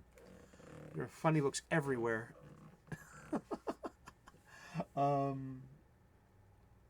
Yeah, I mean, I have a pull list now, so it's no longer a race to go to my comic book shop. They're waiting for me. That's the pull list. That's a pull list. See, but you know, yeah, now the urgency is gone. You know, it was Wednesday. I was so beat from work. Like I said, work-life balance. Although, you're in control of yours. You really are. You have to know when to hold them and know when to fold them. My work-life balance, you know, I needed to go right home. I just didn't have it in me to, you know, hop on the train and go like less than an hour out of my way, you know, within a loop where I can actually also maybe go to the grocery store, go to the pharmacy store. You know, it's all right there in the village square. Go to the bank, get a roll of quarters for the laundry machine there. You ain't going to the arcade, kid, playing Space Invaders. You're getting some clean unders. You need some clean underpants there. And well, let's get to it. The two $2.99 the DC Comics this week, not many, but the two $2.99 offerings that DC Comics does provide. We have the Batman Scooby-Doo Mysteries #4 and Scooby-Doo Where Are You issue 127. These are 30-page comics that DC sells for $2.99. Let's look one up. Clicky, clicky, clicky, click, click, click, click, click, click, click. And then, you know, Batman Scooby-Doo Mysteries is more fun than Chip Zdarsky's Batman. This is written by Sholey Finch. He uses classic versions of the Scooby-Doo gang. It uses the Robin in it looks like, except for Robin, which is using kind of looks like a version of it's drawn and colored by Megan Huang, and the art in this is just maybe a little terrible, but the costume looks like Robin's costume looks like Tim Drake's Batman the Animated Series costume, but he's just a little older. So there's no visible green. It's like slate gray, red, with trunks, boots, and just he looked like one of the Incredibles. If you know, and just like the art in this is just, it's so boxy and digital like, and it's like the only effort given is to keep the Scooby Gang looking Style Guide Bible tight, but all the other characters are just, it's just woeful, really. But Batman has that look that he looks like Batman 66. Batman 66 is the Adam West live action, so it's kind of, you have to presume like a voice in the word balloons of Batman somewhere. For me, when I read these, I hear the somewhere between Adam West and Olan Soule. Olan Soule was the voice of Batman in the cartoons. Now Adam West did some cartoon work, yes, but Olan Soule is the voice of Super Friends. And come on, chum, and Casey Kasem was the voice of Robin. So I don't know. I'm just 30 pages of story and art, $2.99 from a DC Comics. And same goes for Scooby-Doo, Where Are You, 127. It's just like the depiction of the Scooby Gang is just, we got pencils by Walter Carzon and inks by Horatio Ottolini, written by Derek Friedolfs. And it's okay, this is literally a kid's comic book. The art's okay. The colors are vibrant and popping. All the characters look spot on, accurate. And it's as corporate product as a corporate product can get when it comes to just being content fabricated. I don't know how else to put it, but those are like two of the stronger DC comics this week. This $2.99 offerings, $2.99 comic book, same page, the same paper stock, same cover stock, same distributors. Just why aren't there more $2.99 DC offerings? A Superman book, a Batman book, just they're obvious, and the ads in these books are, they know who their target audience is.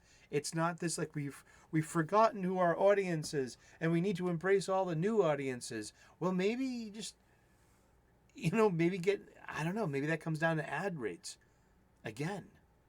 Maybe that comes down to transparency of circulation again. That like there are no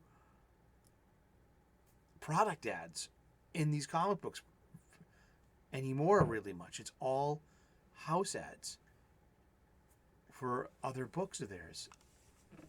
And that's new for the big two. All right? The big two always had product ads. The smaller presses, not so much so, no. But Marvel and DC, I mean, I don't know. Exactly. We got Superman 78, The Metal Curtain, 6 of 6, written by Robert Venditti. Really good use of Superman. Robert Venditti is a really good writer, especially with his DC superheroes. He is writing something that's taking place, canonically or not, it's all imaginary, right? It's a Superman story taking place in Richard Donner's movie world, where we can hear and envision, and even the photorealism of the art, where it's Christopher Reeves as Superman, Clark Kent, where it's Margot Kidder as Lois Lane, and so on. It's Gene Hackman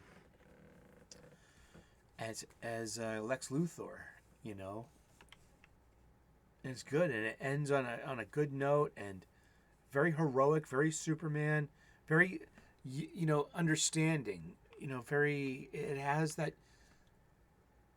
Superman's always been kind of this about inclusion, and you have to try to include the enemy in a way, or are they really an enemy? Or are all the civilians of your enemies too? It says a lot because it said something in the mythic ago of the 20th century when there was something called the Soviet Union. And it was, what as Russia today was just one part of something called this, and the leader of something called the Soviet Union, the United Soviet Satellite Republic. And they shared an ideology and a financial system and a government style and a military style and a civilian population and led and so on, as opposed to Western Europe and America, capitalism and different, and different freedoms. So it's set in that kind of world where the Soviet Union still exists, and plays with that very well because, the Russians at one time was America's enemy in this thing called the Cold War. And you had this thing called, the Steel Curtain. And that was the border separating Western Europe from the USSR. That came about, the Steel Curtain was lifted after World War II. The golden age of comics. And Shazam, number 10, written by Josie Campbell. Oh boy! So Mark Waid and Dan Mora are off the book. Now it's Josie Campbell's, and it's all over the place. It's just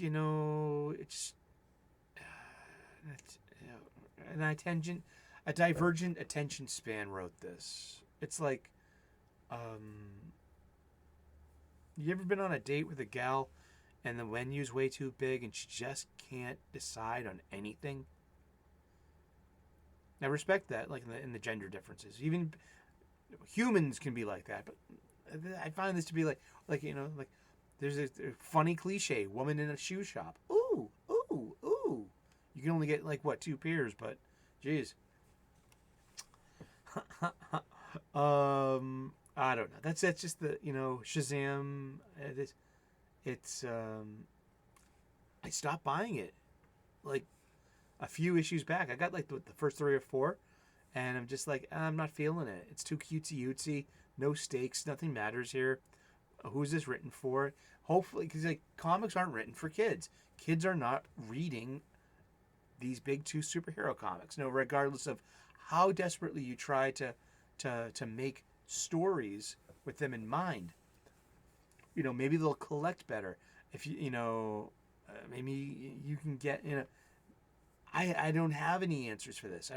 All I have are more questions. It's what we usually say on this show.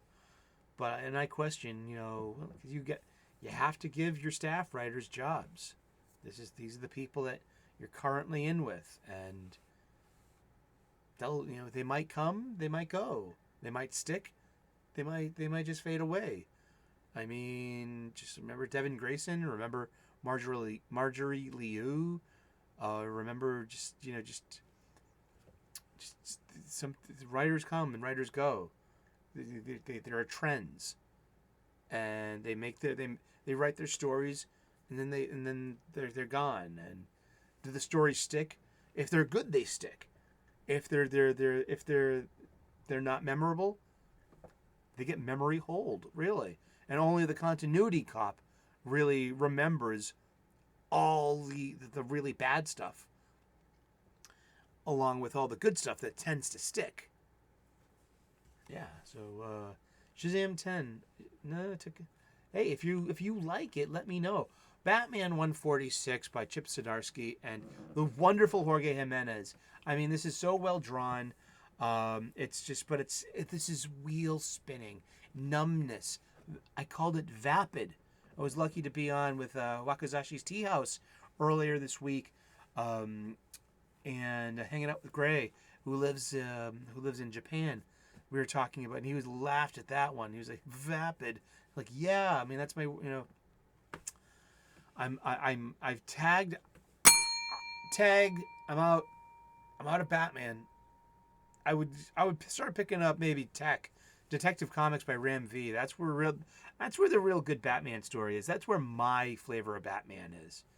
But Zdarsky's Batman, not so much. I've tried, and I've gotten so much crap from my friends for liking his ridiculous stuff.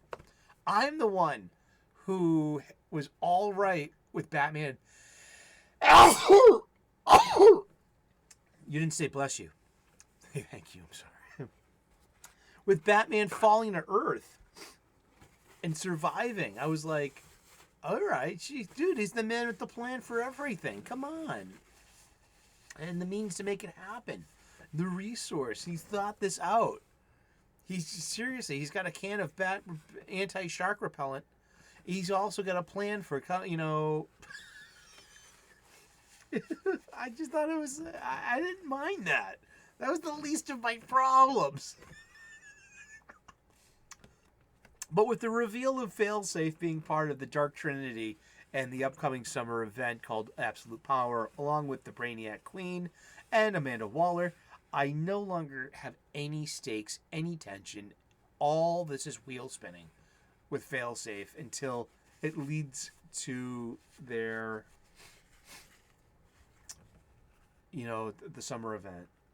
So it's just like, that's what's going to happen to Failsafe. We already know. 3 months in advance that solicits. The most spoilers come in that 3-month window when the previews and the ordering starts, That's the direct market game. That's direct market for you. It's part and parcel. There is an element of spoiler culture here. And, my parents are sharing food pictures with me. I encourage that behavior.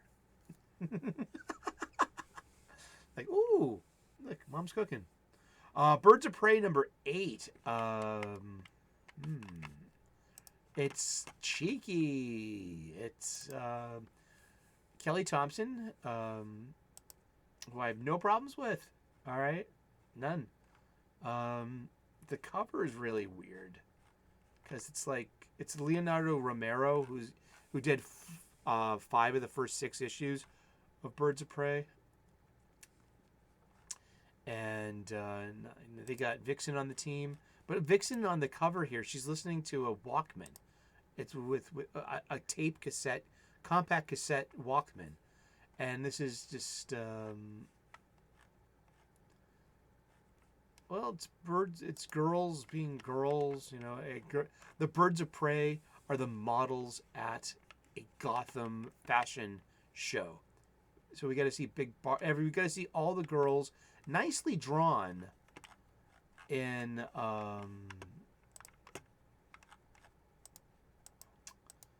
we got to see all the girls nicely drawn. Where's the credits page?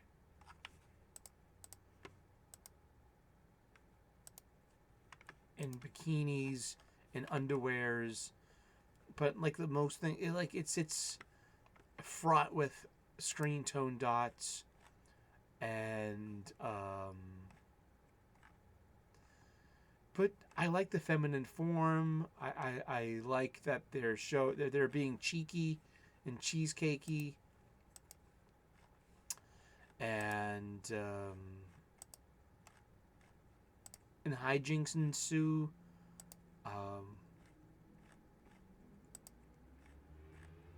There's Big Barda fighting naked and having her body parts be covered up with clever action scenes and carnage and fists and fight scenes and stuff.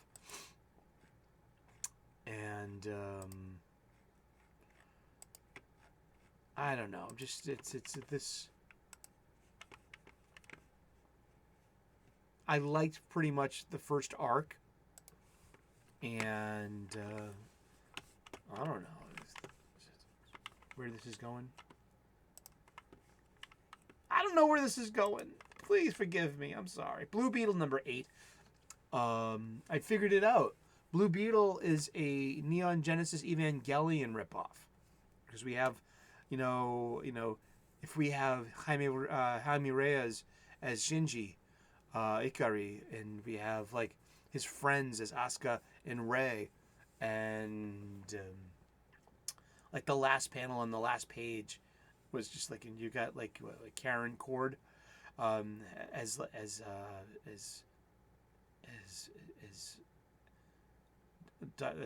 Shinji's dad, the doctor there, the mad scientist, and the weaponizer of these things. And I don't know. It's got one thing I like about Blue Beetle, I will tell you, is that it's published bilingually.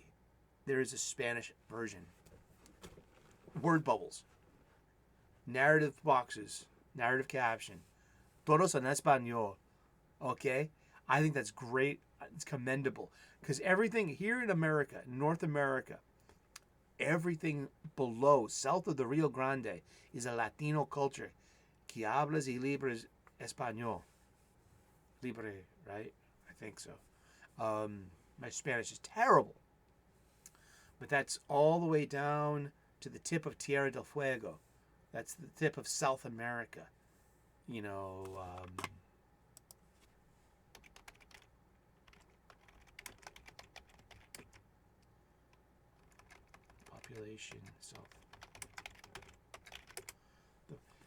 population of South America is 422.5 million, and that was in 2016.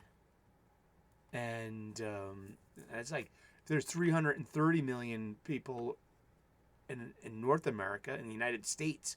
That's not counting Mexico. Let's see the population in North America. There's 579 million. Okay? So there's about 1 billion people on this landmass. Okay, out of the 8 billion people. All right? And most of them speak Spanish. I'm serious, yeah. And I think having a bilingual comic book is a great idea. I would tell any of the crowdfunders, like, Ethan, where's your Spanish copy of Cyberfrog? Why aren't you selling the, dude, Cyberfrog might, catch on huge down there, man. That would be great. It's Fatal J. You got Ninja Blast coming in Spanish? I wonder if H.H. German got Here Comes Calico in Spanish. I'll have to look that up. He is Latino. I mean, why not? And I'm going to save the best two for last. We have Neil Pavorzad, issue 4 of 12. It's all about the bad guy. And it's got some great stakes. It's got great tension, great art. It's got great dialogue. This is and it's set in the Superman universe because it's about Superman's opposite, a different family, a rival family of Krypton. His father's rival that he inherited. But Superman's not in this story. He doesn't have to, because it's about General Zod and a different part of this local multiverse universe doing his thing with. But it works, and he's a bad guy, and he gets to be a bad guy, and he gets to, make bad guy choices. And it's fun. And the art's good. And just, I'm liking this a lot. And I'm going to finish off DC Comics this week with something I mentioned on Wes's Thinking Critical yesterday and on Gray's Wakazashi's Tea House, his new release waffles. I think that's what it's called. I think it's called Positive Comics Talk with Eric O'Sullivan. Come and check it out. It's Poison Ivy number 21, which is something I've been tuned into for several months now with these digital pirate chests. These reader copies I get. And it's The Secret Origin of Pamela Isley, part 3 of 3. So it's like a year 1 of Poison Ivy. And its writer is G. Willow Wilson. The artist is Marcio Takara. And really good lettering by Hassan Osmani Allahu. That Hassan, he's everywhere. He's so hot. Hansel, he's so hot right now. And it's the birth of Poison Ivy. It's this wonderful art. And again, it's just got all the digital stuff I sometimes usually bag on. It's part 3 of 3. It's act 3 in a 3-act story. Pamela wakes up and her voice, her word balloons are now colored in green because she is now Poison Ivy. She's basically has died and been reborn. And she's just like, she has just woken up with her gifts and she's trying to filter them out. Like, filter these new senses and the new experience. And it's got some really, really good art, but it's a really good story. I mean, the line art in this is really good. Poison Ivy is so pretty. I mean, she's just this respect for the feminine form, for fine lines, for traditional beauty. Because she's a femme fatale. Literally, she can kill you with a kiss. That's part of it. And there's one thing, like, it's they've omitted her any abuse, justifying her misandry. Misandry is the opposite, the gender opposite of misogyny. And then there's misanthropy, which means all of humanity. And it's got some really good Batman and Robin scenes in here too, and I love it when there's the Batman in this and Robin in this looks so spot on. It's like the Batman looks like he's like year 3. He's got the yellow oval, but he's got pouches on his utility belt. So it's somewhere between Frank Miller, Mike Mignola, Neil Adams, and Jose Luis Garcia Lopez. And it's got a Robin who appears to be about 10 years old, like a very young, the youngest kind of Robin, with short pants and pixie boots, and a yellow cape. And as a kid, he's Robin the boy wonder, not Robin the teen wonder. He hasn't put on pants yet and boots because, it's not serious like that yet. It's still, got that innocence to it and this, that golden age kind of lens. And just gotta say, Poison Ivy 21. People are sleeping on Poison Ivy. Don't sleep on Poison Ivy anymore. It's pretty darn good, in my humble opinion. And those are the new comic books this week. We've read a bunch of comic books, and but we didn't buy any. I have no new comic books to show off. Usually about this time in the show, we're saying, what's in the bag? What's in the bag? What's in the bag? Oh, these are just a couple of weeks ago. And I will be getting my comics on this Wednesday. Now I have a pull list. Now it's like, I know I don't have to race to the comic book shop in order to, I'm not going to miss my copy of Transformers 7. I'm not going to miss, my copy of Sacrificers #7 from this week. If Last Mermaid's still on the shelf, I'll get that too. But yeah, the sense of urgency is gone. And I liked that sense of urgency. That was the whole point of not having a pull list was FOMO, fear of missing out. That's a driver. Yeah. My FOMO is gone. And wow, I didn't expect that. It was serious. It was Wednesday, and I'm like, I've gone to the comic book shop so tired and drained, but just it's a part of my day that was kind of reinvigorating too. Get to talk to the staff, get to talk, to other customers, and just be in the comic book shop. And if it's a light week, think of like, hey, let's look through the back issues a bit. Hey, let's look at the like over here, like the first they have this whole bin of first appearances and keys at 9.2s and around there. So it's 9.2 is the grading system, out of 10. There's a whole thing. It's called the Overstreet Guide to Grading Comics and the Overstreet Price Guide. We profile them on the show a lot. I've got my copies over there. But we need to wrap up this show. Let's look at the.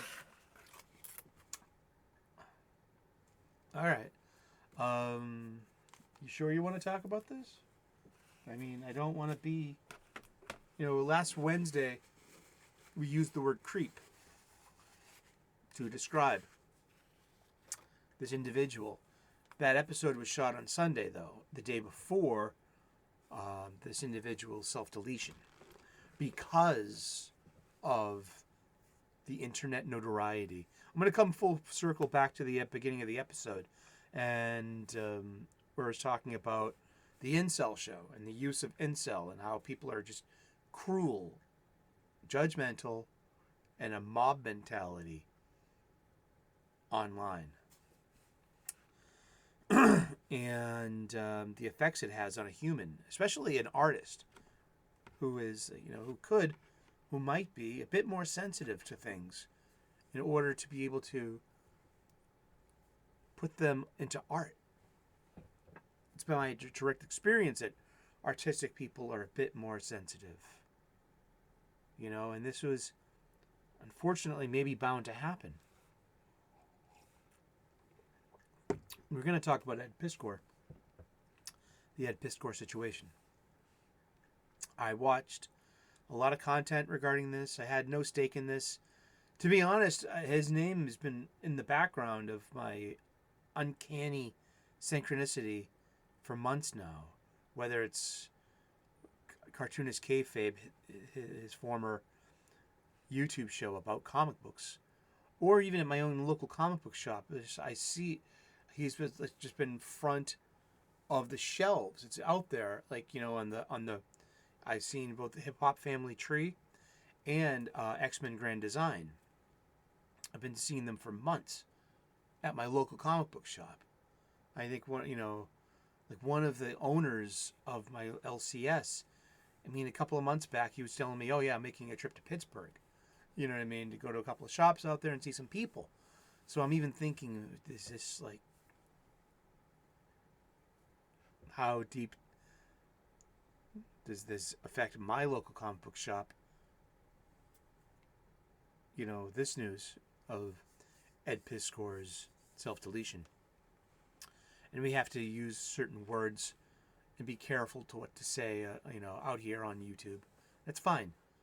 Play by the rules. If you're not going to play by the rules, accept the consequences. You get your elbow up, well, the referee blows the whistle, do your 2 minutes. You will feel shame, then you get free.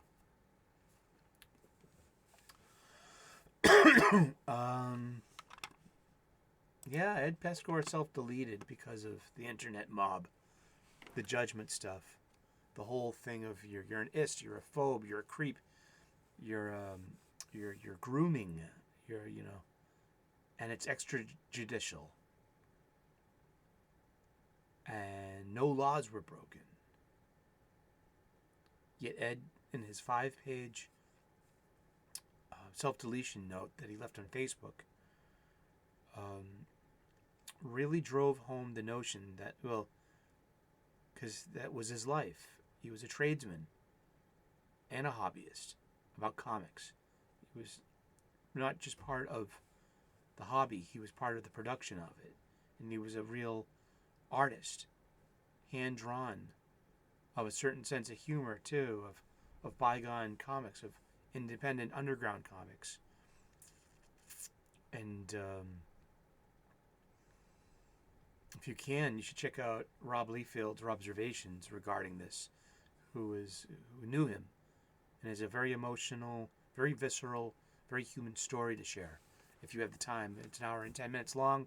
It was time very well spent, and I appreciate Rob for not just his candid observations, but his emotional rawness and his lack of fear of showing it. That's an artist, a lack of fear. And artists are emotional people, artists are sensitive people. And it was a perfect storm that this sensitive, vulnerable artist,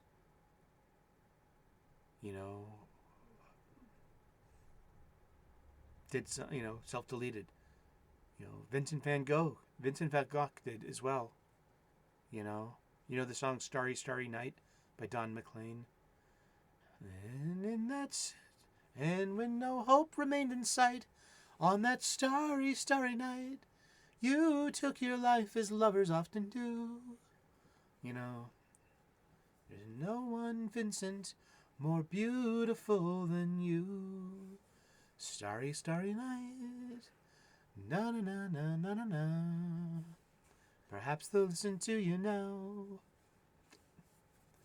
Bittersweet. And these are the prices that's paid. It was bound to happen one day. It's part of the, selfish. For me, it's part of the reason why it was nice to get over and let go of things on the internet. I've never been accused of things like that because I don't, I don't live like that.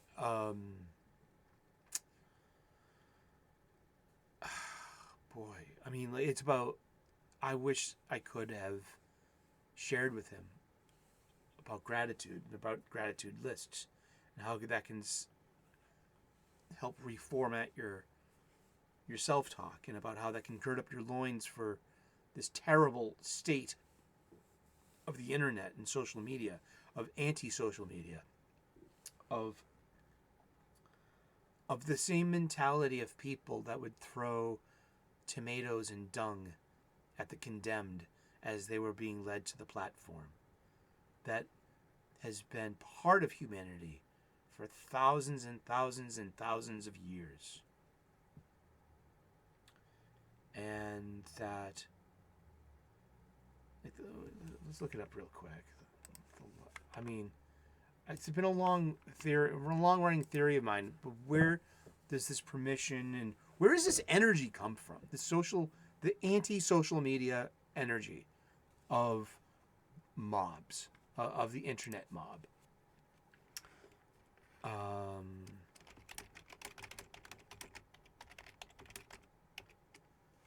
When was the last public execution in America? It was August 14th, 1936.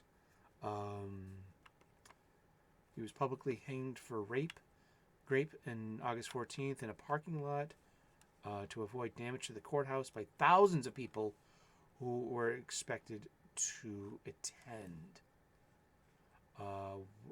Public executions were also ended in Britain in 1868 because the public viewed the executions as a party, a group social gathering, rather than finding them a deterrent to committing a crime.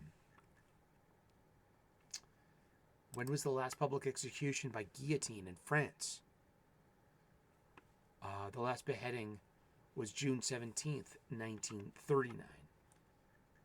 Where is this going? Okay, well, because the passing of an execution, the passing of a sentence of execution was a public matter, capital P, public matter. It was a social occasion. It became where you would gather together, you would bring the kids, you would make a day of it. You would, vendors would appear selling goods. And it was an event. We didn't have, there was no interconnectivity of the internet back then.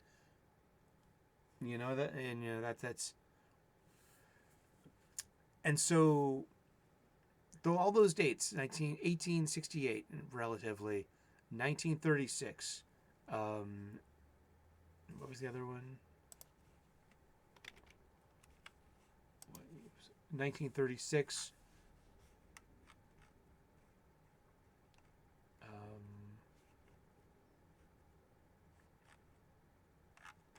Wow, there's a picture of it. A picture of the parking lot too. It's actually a video. Oh my gosh, damn.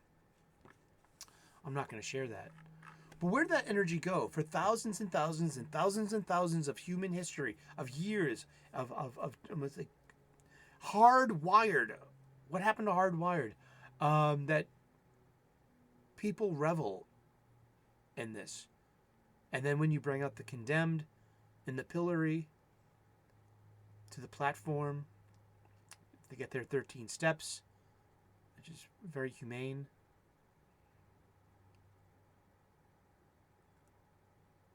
Or they're brought to the, before the headsman or the guillotine, or even however performative justice and public executions it wasn't about being a deterrent for the crime. It became spectacle. And people would watch.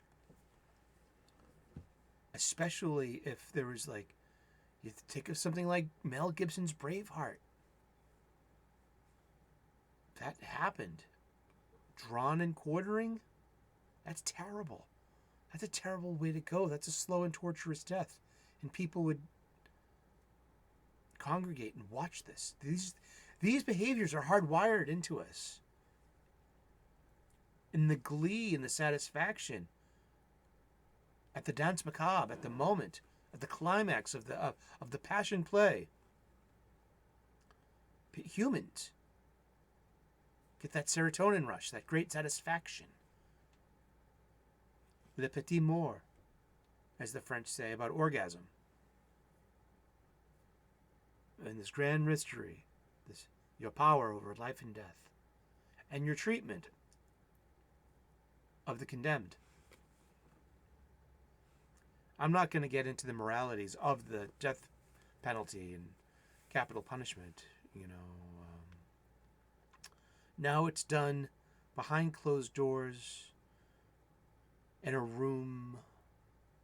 Usually they just put you to sleep like a dog. And is that what you deserve? Being put to sleep like a dog?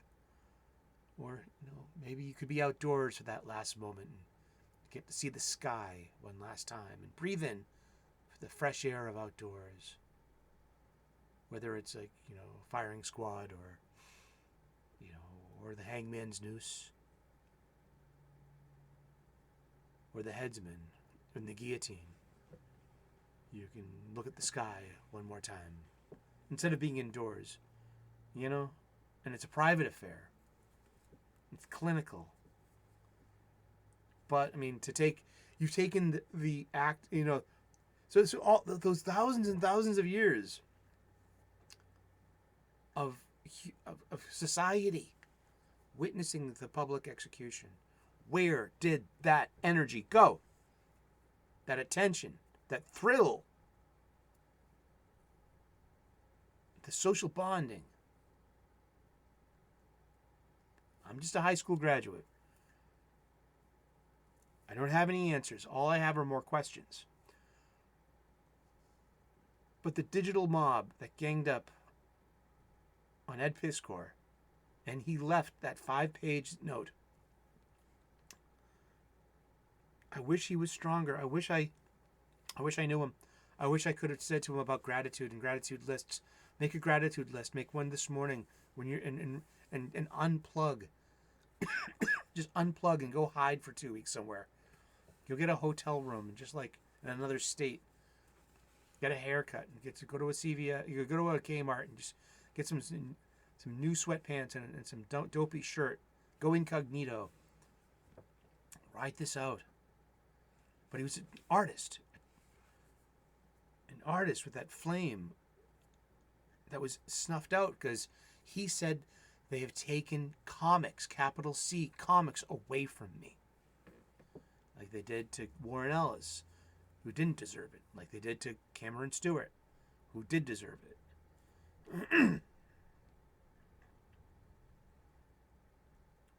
Like they did to Warren Ellis, who did not deserve it. Because I used the contraction. I didn't want you to think that I mumbled or anything. But it's... And now we need to take a stand.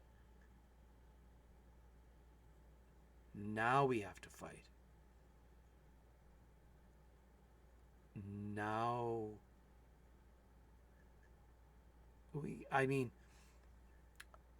I've heard the most horrifying thing since Mr. Piskor self-deleted. People reveling in glee about, if there was actual victims, then maybe they can get satisfaction through the legal system. Okay? The word victim is thrown around way too often. Probably it's just as bad as the word trauma, about cheapening its value and the state and the identification with it. Lots of people do things for selfish reasons on the internet, and let's prima facie, let's just assume everything was, all the allegations are true.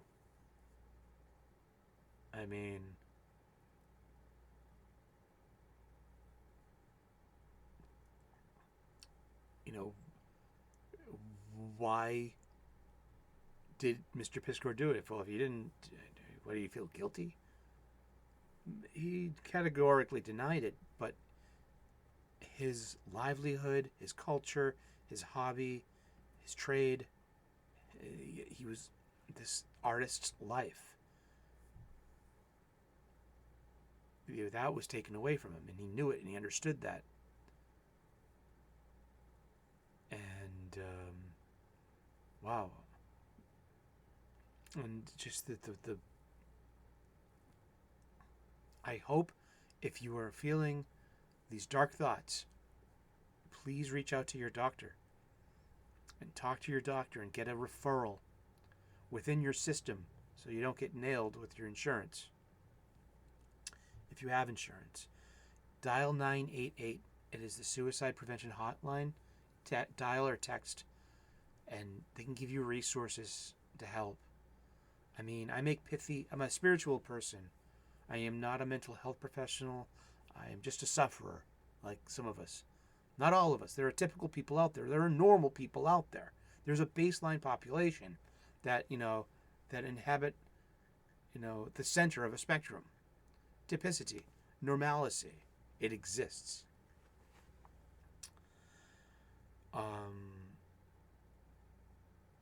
I would tell someone to, get the biggest, most expensive Lego kit you can find. Something that would bring you joy and satisfaction, and do it for 15 minutes every morning. And stretch it out as long as you can, like a Hogwarts castle. Or for me, it was a Batman Batcave, 1966 Batcave. It cost me about $230, worth every brick. And it kept me interested and kept me wanting to, the anticipation of looking forward to do something tomorrow. I know it's nerdy or geeky rather, and it's pithy, P-I-T-H-Y. What does that mean, pithy? P-I-T-H-Y, definition. Brief, forceful, and meaningful in expression, full of vigor, substance, or meaning, terse and forcible, a pithy observation of abounding in pith. Is pithy a compliment? If a compliment is pithy, it means that it has substance and is to the point. You know? Yeah. And also that I'm a spiritual person. I believe in Hinduism and I believe in reincarnation. And if you were to self-delete, that's a one-way ticket back to your next life. You're going to spend very little time in the bardo between existences. And the point of it all is to negotiate whatever karma you brought with you into this life, but also whatever karma you accrued in this life. So the point is for moksha, for spiritual freedom, for being free of karma and not to commit any more karma. And these are the things that will lead to samsara, to spiritual liberation, to your soul being finally reunited with the great Atman and free of the cycle of birth and rebirth. Break the cycle. You know. But that's just a spiritual belief. No one really knows. But still, I would have loved to have told Ed Piskor, you know, try a gratitude list, please. When you count the gratitudes, you count your blessings, they have the power to give you perspective. I don't want to make a story up for him. Or he was suffering from mental health. Maybe he was, you know, had ideations. But he was definitely never going to be the same after that. After allegations. Internet allegations. After,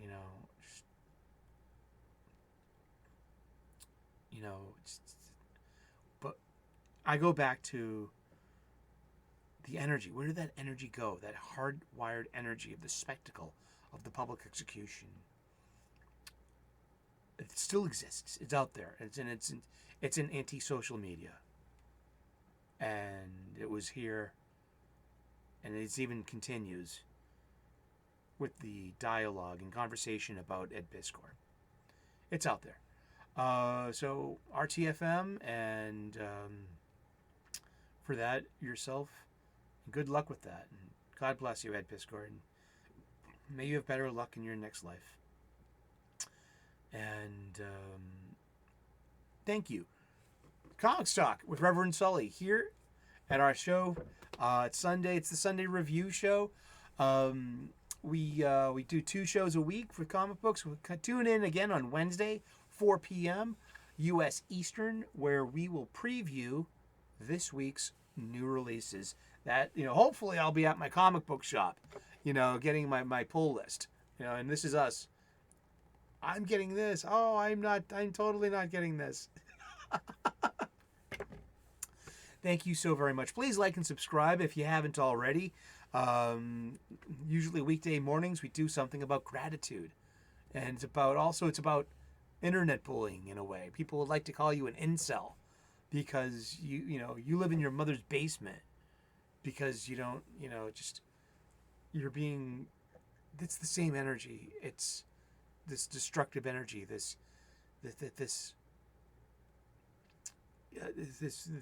total human energy